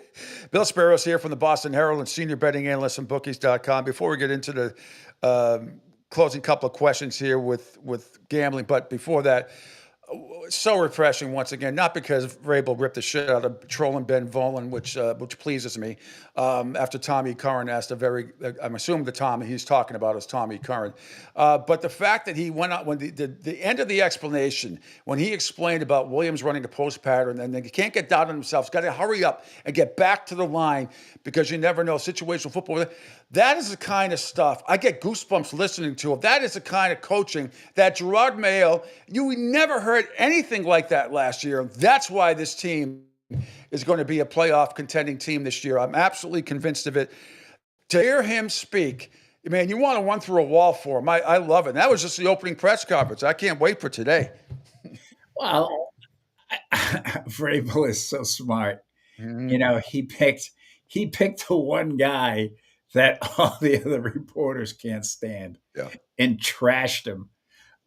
So now they all feel like, they know they're going to get theirs, but it's like picking on the one guy that like everybody picks on, like Well, he deserves it. the I'm not, easy, he deserves the to be picked on. easy After guy to that crap stuff he in the pulled. locker, right? He stuffed him in the locker. Yeah. And everybody else in the hallways laughing because they know they're next. But yeah, no, Vrabel is head and shoulders above Mayo for countless reasons. And I actually read Belichick's book. I actually read it, and it was really good. It is. I would recommend it. You got to get past the sideshow and all that. But he says a lot of things in there about Vrabel in the book. Yeah. And what the biggest surprise in the book for me was his stuff on Gronk. I mean, he lionized Gronk in the book. And he even said that he realized how great Gronk was when he refused to accept the trade to the Lions. And Belichick said in the book, like he goes right then and there, I knew that Gronk was like the best competitor I've ever coached. He's so competitive that he didn't want to play for a team like the Lions after he was traded. I thought that was awesome. But he has a lot of great things to say about Vrabel. Frankly, I think this might be, at least in Belichick's mind, if Vrabel has success, maybe he can kind of lay claim to him on the coaching tree if he does well. Because his coaching tree is kind of like the tree that's been struck by lightning and eaten by termites. Yeah. So maybe he can claim Vrabel as part of his coaching tree. But yeah, I mean the Patriots are going to be fun and interesting, right? They were anything but And no drama besides the Diggs thing, which they handled very well. Other than that, there's been no drama, which I love. No drama at all during camp. So I can't wait. The season can't get here fast enough. Hopefully, everybody stays healthy. Last thing, Bill, about what is, I say this every week, but I read all your stuff and I retweet as much as I can. But anything new in the gambling world the last few days? Well, I mean, it's sort of a continuation of everything that the big inside gambling stuff right now is the part of the federal government that regulates trading markets like Kalshi and Robinhood and Polymarket, which is coming back to the U.S. They're going to appoint a new chair of what's called the Commodities Futures Trading Corporation. That's the part of the federal government that allows these trading sites, which you can use legally in Florida, by the way. Mm-hmm. Where you can wager on the election, you can wager on the weather, you can wager on anything. They have markets for anything and everything. The head of that agency is allegedly, supposedly going to be confirmed by the Senate before they're going to recess. And that's kind of a big deal because he's kind of going to clear the decks for all of these trading markets. On the flip side, just yesterday, and the tribes in California filed a lawsuit against Kelshi to restrict him on Indian lands. But as we saw in Florida, these tribal cases are incredibly intertwined and complex, and they always seem to end up in the Supreme Court. So it's basically status quo for now. But a lot of legal cases, a lot of political stuff going on. I think the sports books themselves, the industry, the industry's doing well, but it's faced an incredible amount of headwind this year. In terms of states upping the taxes that sports books have to pay. In Illinois, they charge 50 cents. The state charges 50 cents per bet now. And you have this challenge coming from these trading sites, which are unregulated and untaxed by the state. So, it's kind of a big football season. And I think pretty much ESPN Bet is cooked. They're going to need a hell of a football season in order to survive, because Penn, which owns them, Penn Entertainment, Mm-hmm. they have a ton of land-based casinos, so they're making plenty of money. But ESPN Bet is like fifth out of 7 books in Massachusetts or something. Yeah, I think it's fifth out of 7 And now. in New York, you can't use it, right? All the Yeah, promos. well, they Not available in New wisely, York. Not available in New York. Not well, they available. wisely, because they didn't Yeah. want to spend the money. They, Yeah. they would not have made money in New York with that 50% tax rate. So, yeah, they have an opt out after 2026. In other words, it was a 10-year deal that ESPN signed with Penn, where ESPN would market Penn's sportsbook, and Penn would pay them $150 million a year. Mm-hmm. It was a 10-year deal. It's always had an opt out 3. I've written this a million times. And, I deal with those people. They're nice, but, I also have to look at the big picture, and I would be surprised. I mean, we'll see what happens. They always tell me, well, we got to see after football season, and I'll give them this, but I would say, do they last? Is there an ESPN Bet Sportsbook in 2028? I would probably say like minus 120, no, plus, 100, yes. Mm-hmm. So I think it's more probable than not that it's not going to be around in 2028. But we'll see. Maybe they'll recover. They're trying everything, but it doesn't work. We've seen this with NBC, CBS, Fox, and now ESPN, where you can't just put a network name on a sports book and have it work. It doesn't work that way. Sports books don't get customers that way. Humble brag, they get customers by using companies like mine. We've proven that. Mm-hmm. So that model doesn't work. It didn't work for Barstool either, by the way. Yeah. So that whole model of, hey, we're ESPN, we cover sports, and therefore people are going to use our sports book. It doesn't click for whatever reason. So yeah, I would say long term, probably going to see fewer operators after this football season. You'll probably see people start to pull out of some states.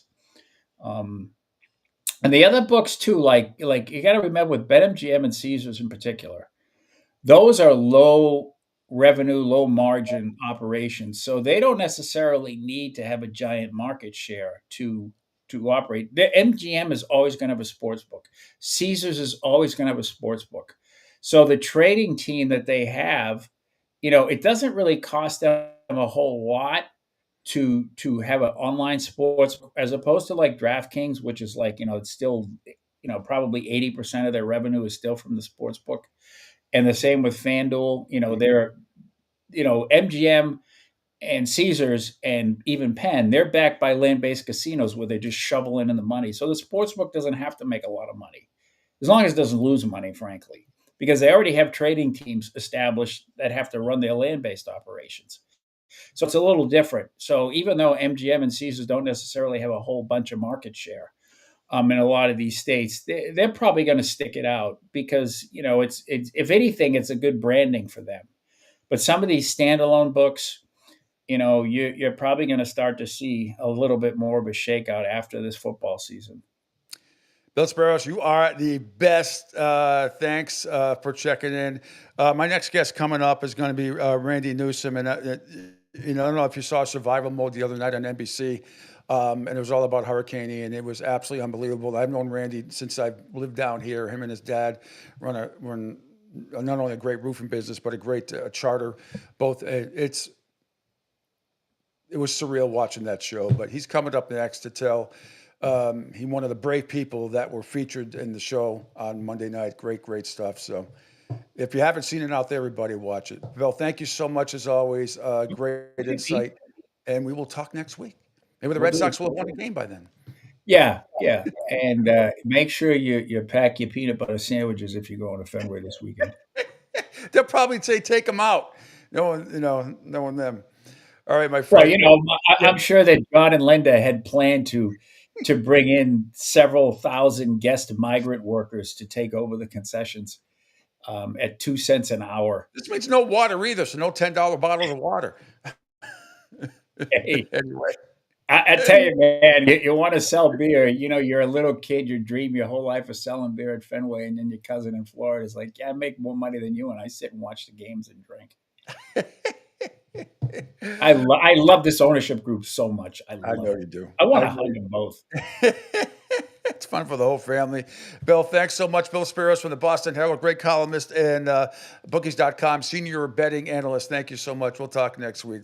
There is Bill Sparrows here on the Pete Shepard Show here on the Coastal Sports Network. Randy's going to hopefully be popping on momentarily. You heard earlier Stephon Diggs being cleared for practice means he's passed the physical, and that means he's getting his $12 million signing bonus. I do want to remind everybody, for the best articles and audio, there's only one source that provides everything you need 365 days a year to satisfy your sports crave. It's Total Sports Prep. The staff combed me through the best articles and audio so you don't have to. Sports and non-sports kicker stories really leave you laughing all day long. To get your free trial of Total Sports Prep, contact them, info@sportsbroadcastingcoach.com. That's info@sportsbroadcastingcoach.com. Total Sports Prep, the name says it all. All right. Put that away. That goes there. All right. So, again, if you didn't see it, hopefully a lot of you did see it, whether you live in Florida or not, particularly Southwest Florida. Survival Mode, great series on NBC on Mondays at either 9 or 10 o'clock, because I DVR it. Just absolutely amazing. And the most recent show was about about Hurricane Ian in 2022. And just like that, right on cue, as always, and one of the heroes, one of the bravest people I've ever had the pleasure of knowing in my life. And after seeing the video, I remember seeing the video of you and your dad on the boat. And you sort of, and this was way after, I know you not that you made light of it, but you're like, because I couldn't believe it. I called you, I said, I could not understand, I couldn't fathom how you did what you did with you and your dad. But Randy, we'll get into all of it. Randy Newsom from Fort Myers Beach, originally from New England, way back when you were a wee baby. But thanks for taking a few minutes, Randy. I know everybody on Fort Myers Beach, I'm hoping, is watching, including our friends Rachel and Patrick and Derek and Diane and Big Kevin, of course, and so many other people who come to know and love you, not only from Diamond Head, but you and your dad, Tracy, and your charter boat. But thanks for taking a few minutes. How are you doing? Absolutely, man. I'm doing well, man. It's good to see your face again, and I appreciate you taking the time and giving me a little time here. So, what was it? Was it painful for you to do this show, to go back and you and your dad and to relive? Not really. Not really, because I mean, every time I drive over the bridge, I'm kind of I'm kind of reliving it right then and there too. Honestly, it was hard for me to believe it's been 3 years, and looking back at all the footage, then it was like, man, I really forgot how bad it truly was. It's surreal. It's like watching a movie. It's like watching a movie. And I remember, I don't think I've ever met your dad in person before. Obviously, I've known you, and we'll get to you and your dad and how you managed to get the boat in. It's an unbelievable story. The footage, how I don't know where all these cameras were, how it was done, but it's absolutely incredible. But some of the people, like not that gentleman Mitch. I remember meeting him. He was a big Bears fan. We had discussions Yeah. about the Patriots and the Bears back in the day at some place. I can't remember exactly where, but I, you know, I didn't go over the bridge after the storm for like 6 months. I live in Fort Myers, not on Fort Myers Beach, but I live down by JetBlue. First time I went over the bridge, I mean, I just started bawling. I mean, it was just, I couldn't believe it. I just absolutely, you could not believe it. But how did you and your dad, first of all, you're out there, the storm is hitting.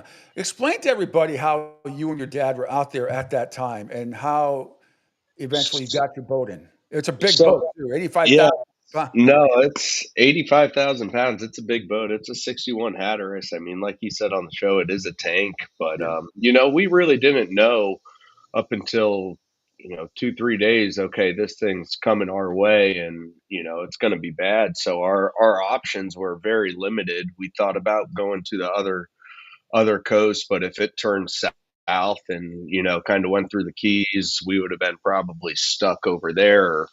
By that, 2 days before, it was too late to go through the locks, and the locks were too jammed up. So I mean, we were really running out of options. Only thing that we could really think of was go on the mooring ball, and he's rode out storms up in actually New England Mhm. back in like the 70s and 80s, kind of on the same kind of boat and everything. So we went through plan A through Z. We were going to keep the engines running just in case we did break off, which was a huge thing, when we heard that pop, and we already had the engines running. So it was just a matter of it.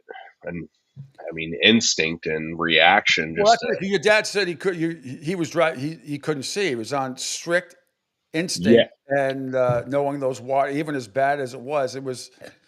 But you had to scare. I mean, maybe you didn't have time to be scared. You're just trying to, but you you had to scare didn't. the shit out of you.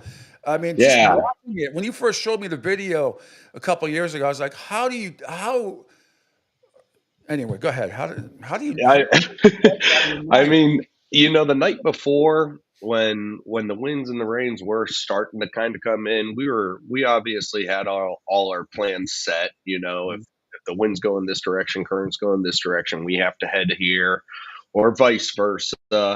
And we didn't anticipate it. It was like 10:30 when we broke off, and we didn't anticipate already being at plan X.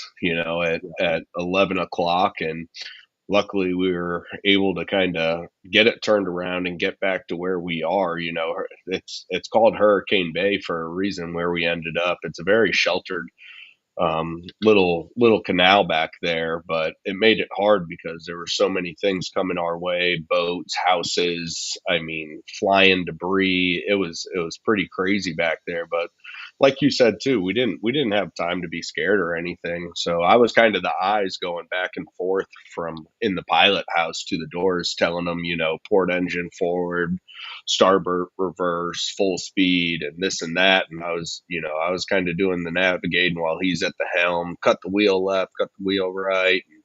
It didn't dawn on me how bad it really was until I started seeing houses float by me.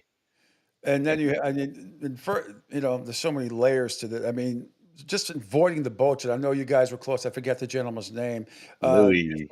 His ball snapped, and then yours kind of snapped, and then you're heading right towards him. And you would have cut that Oh, thing out. Cut yeah, it. yeah. We would have taken him right out.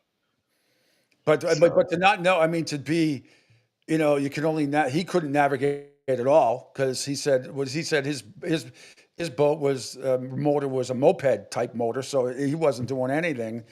But was that your first? You're like, oh God, we got to avoid this. Let's just start here. We got to avoid this boat, and then we'll try to work our way in. I mean, or it's just The first was avoiding the house. We were going the right house. at we were actually going right at Tom Torgenson's house, who's the owner of Margaritaville down there, and the mayor Dan Allers was the one who actually filmed that. Oh, I didn't know that. I did not Yeah, know. he was staying at the house, which is pretty wild.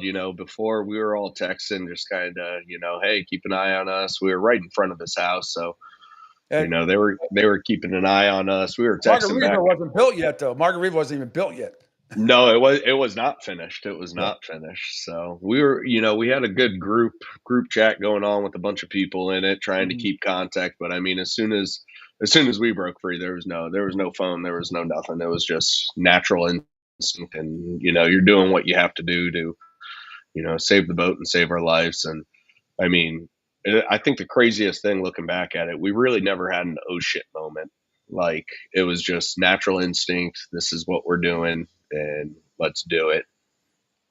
The part where we saw Mitch, who unfortunately lost his life, and his lovely wife, and Lulu, the dog, how the dog survived 17 and a half hours in, because apparently a wave hit him before he jumped in, and they kind of lost him early, but she survived.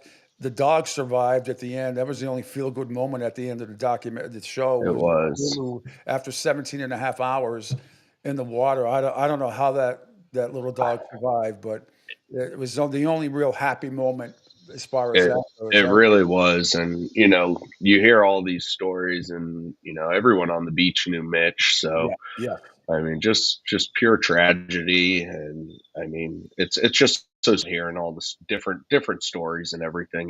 Looking back at it, I mean, George too. I think you met him. He was floating around in a refrigerator. In the refrigerator, yeah. And what's the one that's holding on to the tree and now has the tattoo on? He showed it. Yeah, Yeah, Bob. I it's mean, unbelievable. it's I've met. I know at one point in the 8.5 years down there, I know I've met most of them, a lot of them at Diamond Head or the other places where you used to work, and just great people, just all down to earth people. And it's like they said, he just people from all over the country that are there.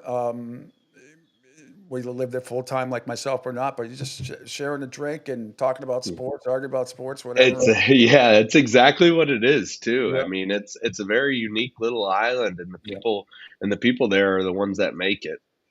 So take me through, which was not part of the show, but okay, you get the boat quote docked or settled somehow, some way. What happens when you get off the boat? Oh man, we didn't get off the boat for like 4 days, honestly. But You stayed on the boat through the yeah, start of it, because a lot of the other I call them kids because I'm 58 years old. You guys were all kids to me, but I know Rachel, Derek, Patrick, Big Kevin, who you can't miss. He's like yeah, a three. But a lot of those people stayed up at Diamond Head, but the water was up to the restaurant on the third floor. I on the mean, third floor, it's crazy. It was crashing on the windows on the third floor, and they don't. And the worst part is the lack of communication everyone has. Because right after that storms, nobody has communication. There's no cell service. There's no anything. So in your head, you're just always thinking of the worst. And it's just, I mean, yeah. So we actually ended up putting it in the mangroves because we lost power in one of the engines at about 6 o'clock, and we had no other choice just to nose it into the mangroves, nice and soft. And then finally, when the water receded, we were kind of not high and dry, but the bow of the boat was stuck in there. The stern was still in the water, and I had a kayak. I was kind of going back and forth to the island and oh boy. just seeing it. I did it the next day, and I was like, it's so bad. Like they said, everyone's walking around, and it really did feel like everyone was just a zombie and all. Like a bomb went off. I mean, I think It, somebody said, or we get hit by a blizzard. There was sand everywhere. Nobody could really knew where they were. they had no idea. I mean, I got to the street where we kept the boat before Mhm. the storm, and I didn't recognize what. I mean, there was houses just completely gone. The Shamrock wasn't there. It was like, oh man, it was. Shamrock, right across from the It, big Green Bay Packer bar. yeah, yep, Yep. yep, yep. Mhm. So it was crazy to see And that, but Junkanoo was gone, and so I mean, so many. I mean, it's just not to mention the houses. It happened Yeah. so quickly before the brunt of the storm even hit. And some of the houses in back of the beach, and you wouldn't think the water would have gotten that high, but man, oh man, it was 9 to 14 foot surges immediately, and that was before the real hard part of the storm hit. Yeah, it was too. And I mean, and it lasted, like I said, it was like the storm that never ended. It just kept coming and coming and coming. And I mean, luckily we were, my dad lives on the boat, so we're equipped. Yeah. We're equipped with everything. Our generators were still running. He had a little antenna on there. We were actually watching the news the whole time, but the next morning when we woke up and there was Chinook helicopters going over us and all the rescue boats coming out, and I mean, pure devastation behind us is when it really hits. Wow, the severity of that storm. Yeah, and look, I think down here in Southwest Florida, I think all the meteorologists and all the networks do a great job. Everybody knows Matt Devitt on Wink, and probably the most famous. But Allison Ray, she did a great job on NBC too. I thought she did an unbelievable Phenomenal. job. I don't know if you ended up getting to meet her. Not that if you did, it was a big deal. But what was the whole process like, production going through what you and your dad had to do as far as making the show? Was it a long day for you? It was a long day. It was probably a good six hours or so, Mhm. and it was back in January of 24 Yeah. when they reached out. And they reached out to my dad at first and said they heard the story and wanted to bring us in. And we were obviously, we were talking to Louis before the storm, after the storm. Louis and Joe. Yeah. Joe's awesome, man. He's Uh-huh. been around for a long time. Same, Mhm. and we all. It was good to see the camaraderie when everyone comes together after an event like that. So we all stuck together. We all helped each other out. I mean, Yeah. it's a brotherhood you're not going to break now. No, it's no question about it. I thought it was great. Off Island, Fort Myers, and I think I was with you a couple of charity events where everybody was just giving back to the workers on Fort Myers Beach, basically, or letting them work shifts here and there, or Yeah. donating their tips on any given day. I mean, everybody from there to Cape Cod. My friend Kristen called us, and she had just bought a house in Cape Coral on the Canal, her and her boyfriend Jay, and we get a phone call probably around 11 o'clock in the morning where it just started to hit. And she said, I'm in my closet with Jay and the dog. She goes, we're going to die. I said, you're not going to die. Oh my You're gosh. not going to die. She wasn't hysterical. She just said, we're going to die. I said, you're not going to die. Then afterwards, she said, the only thing that happened was a big crash. And the only thing that happened was her pool cage collapsed. And that was the worst of it. Besides all the mango, she used mango and lemon trees, fruit all over the place. But other than that, but I mean, to get a call from your friend and saying, we're going to die. Say It puts everything in perspective. That's such an overused line. Puts everything in perspective. It really does. It really does ring true because I just when you watch the show, I couldn't believe it. Was it hard for you to? Did you watch it? Was it hard for you to watch it? I did watch it, and I mean, it's one of those things when you live through it, you kind of do have the PTSD every once in a while. It comes back to you. I drive over that bridge, I look over to where we were, and I do spend a lot of time on the water still out on Mhm. the boat, and it wasn't too hard for me to watch it, honestly, being that I lived through it and did exactly what was on the show. But it's still hard to think how many lives it truly affected. And like you said, friends in Cape Coral, there's Mhm. friends that I have in Punta Gorda, and Yeah. I mean all the way up Fort Myers. It Fort doesn't Myers, matter, yeah. so many were affected by it. So that was really the hardest part. And hearing the other stories, there's so many people I know that lost their lives there. There's, my mom saw 7 bodies on the street alone the next day, so Yeah. it's And crazy. And I heard from, and even like the Kelly Greens era, we had friends that used to live there. Now they live here in our neighborhood. Dear friends, Jack and Lisa, they had to sell their house. Both their cars, or three, were floating down the street. It wasn't so. I mean, it affected the island. Got it the worst, but there were some other areas of Fort Myers and, as you said, Cape Coral. But as far as the bodies go, you never really got an official count. But I know that. Unfortunately, the Publix, which is the only big grocery store, obviously, I mean, I know that there were a lot of bodies because they was just trying to identify. There was nowhere else to put them, and I heard that there was a pretty. We'll never know the exact count, but it was a hell of a lot more than a couple of hundred. I can tell you that. I know that for a fact. I can't even Same imagine here. how many people could you. I mean, just I can't imagine keep walking down the street and it's like. It literally looked like, it did look like a zombie town. It looked like a bomb just hit it. And I mean, everyone's face said it perfectly there.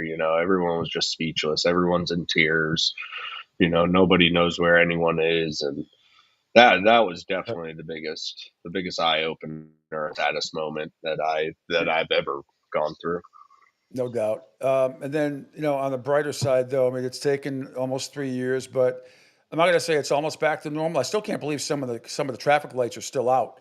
Yeah. Yeah. Unbelievable. It's unbelievable. But having been down there several times, not only at Diamond Head, but our friend Rachel working at the Lighthouse Tiki Bar, and a lot of people. Big Kevin at SOBs. I saw him on Saturday, and it's still, and. I thought this episode was supposed to run like 3 weeks ago, but it didn't. I But think it was, and I think they decided to push it because of all the floods in Texas and everything that they were going through. So, and the way this whole weather cycle's going, and all these storms, it's just Mother Nature's not too happy with us. It just seems like it's getting worse and worse. I mean, every month. Now, before I get into now, since the show, which is only 2.5 days old now, right?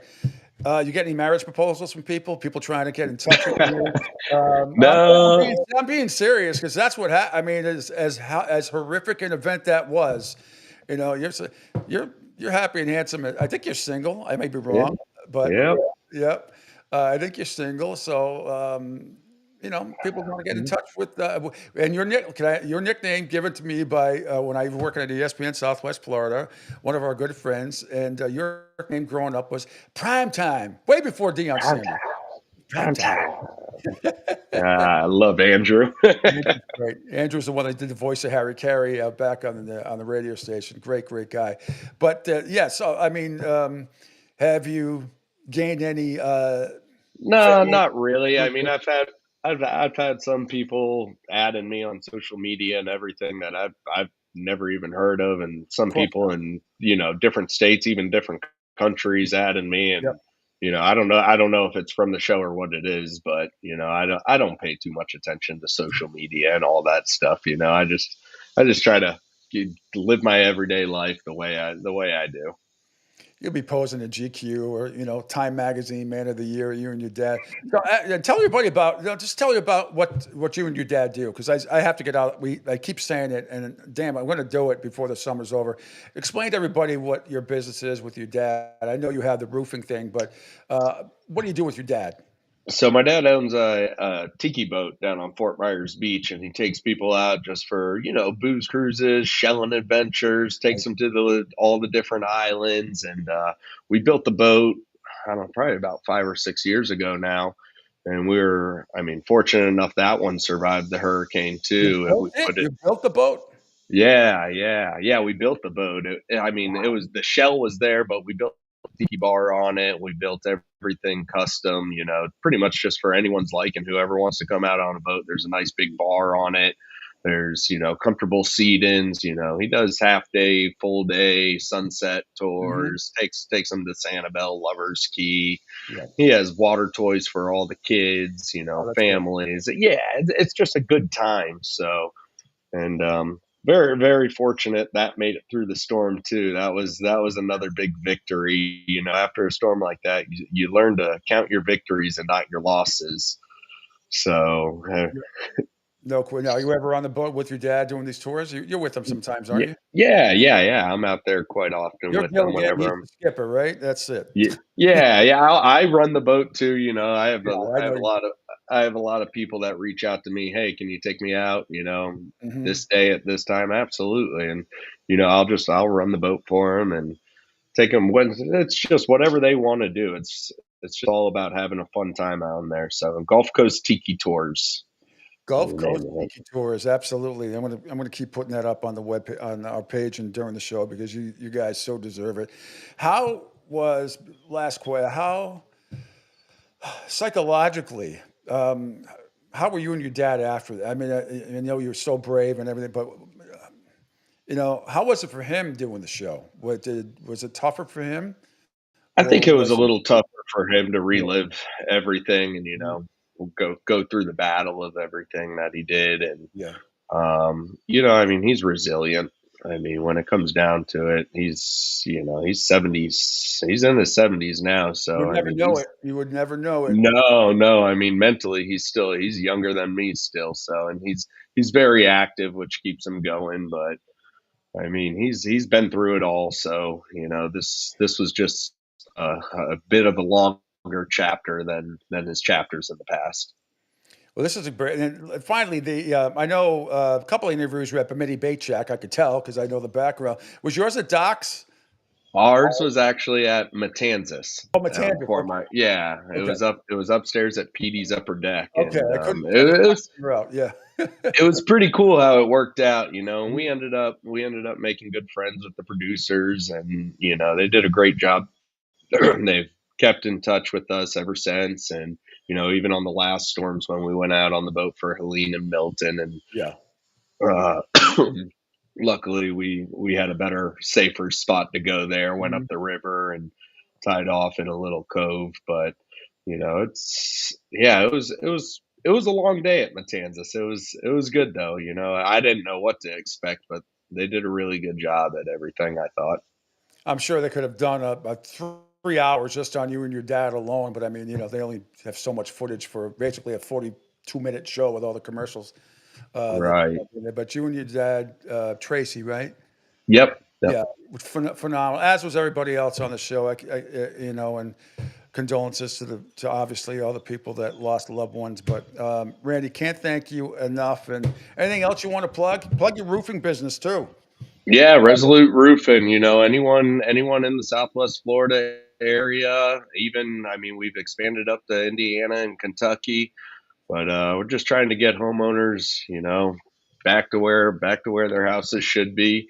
And I mean, we just gave away a free metal roof to an old veteran that went through the fight with insurance. So I Mhm. mean, we're here for the people. We're veteran owned, operated, and just trying to take care of people the best we can. So helping them fight the good fight.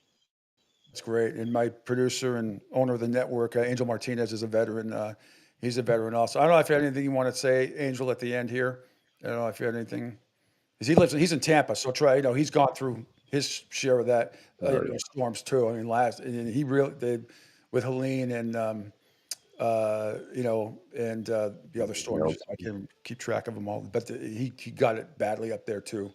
And Yeah, the one thing that was surprising though, Randy, was that as Pete and I mentioned yesterday, was how the storm just lingered over Cuba for like 3 days, and then still everything was, it's going up the Gulf Coast, and it's going to make a hard right into the Tampa region, and then cut across Ocala, keep going north towards Jacksonville, and then apparently exit out from the Atlantic Ocean. Then the hard right that no one saw coming, obviously from Fort Myers, and at even 10 though miles an hour, that's the problem. The 10 yeah. miles an hour, slowest storm ever. You know. And the bad part was the whole sitting and spinning. The worst part, as Pete had mentioned, was just the amount of bodies that were recovered, which no one ever wants to see because one life is too much for anyone to lose. But for what you guys had to endure, as you had mentioned, being on the boat, I couldn't even imagine being on a boat. The way the Gulf is, just on a regular summer storm, let alone during a hurricane. I mean, at any given point in time, did a thought between you and your father ever come across like, are we actually going to make this?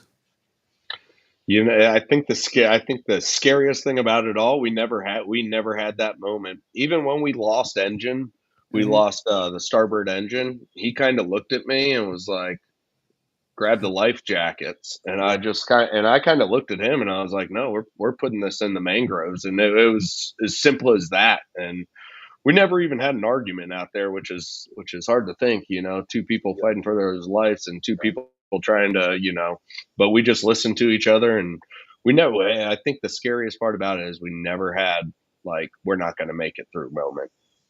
Yeah, it's wild. I don't think people understand. And even those, like I moved from Philly down here and I already knew what was coming as far as when it comes to hurricanes. Last year was even crazy that we had the two back to back.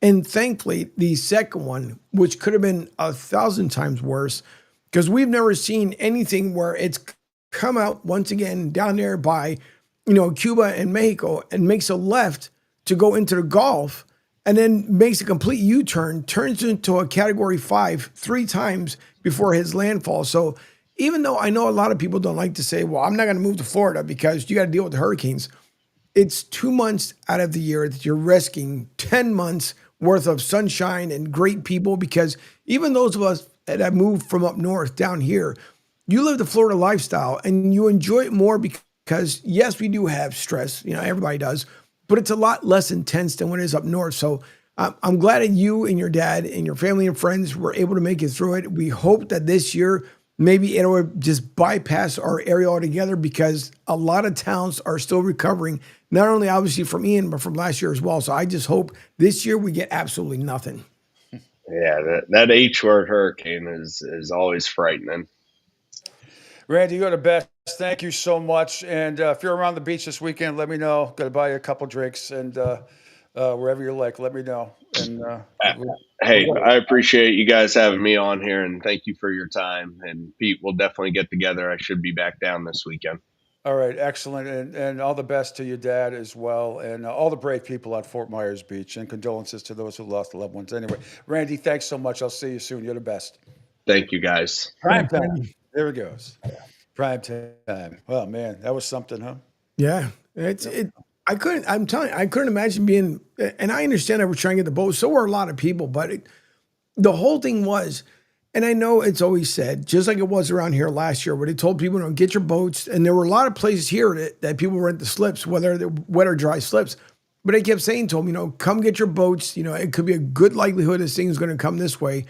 And we had, in so many areas, like he had mentioned, in the mangroves, we saw boats there for at least 6 months before they were able to get to them and get them out of there. And then, of course, Florida's waiting to see if the owners are going to come to recover it and figure out what they were going to do next. But that's why I'm hoping that this year that it really, really kind of bypasses us, because the last couple of years have been pretty brutal, but especially 2022 and then last year in 24. I mean, we just need a break for at least a season from a hurricane. Yeah, no question. All right, that's going to do it for the show today, Angel. I want to thank Randy Newsom and also Bill Sparrows for joining us. Some great stuff. Tomorrow, Trevor Harris makes his weekly visit from across yonder, across Alcatraz, Alligator, whatever you want to call it. He's at WQAM in Miami, so we will talk to him. Hurricanes, ACC meetings begin tomorrow in Charlotte, so we'll have a lot of sound from there. I heard Carson Beck yesterday at Canes. He sounded and looked great. He's ready to practice, so that is good. That's always good. Angel, what else is coming up on the network today? It is Wednesday, so Beebs World will be back tonight at 6 p.m. Myself and Jay, 6 this evening, from 6 to about 7:30-ish or so, depending how wild and crazy we end up getting between that time. And then at 8 o'clock should be the return of Talking Hoops. I know the coaches have been off for 2 weeks for traveling and other obligations. So Talking Hoops will be back later on this evening at 8 to 9 p.m. All right, and Pete, we are back tomorrow at 7 a.m. right here on the Coastal Sports Network. Everybody have a great and safe rest of your Hump Day Wednesday. Toodles. I was broken from a young age, taking my soak into the masses, writing my poems for the few that look at me.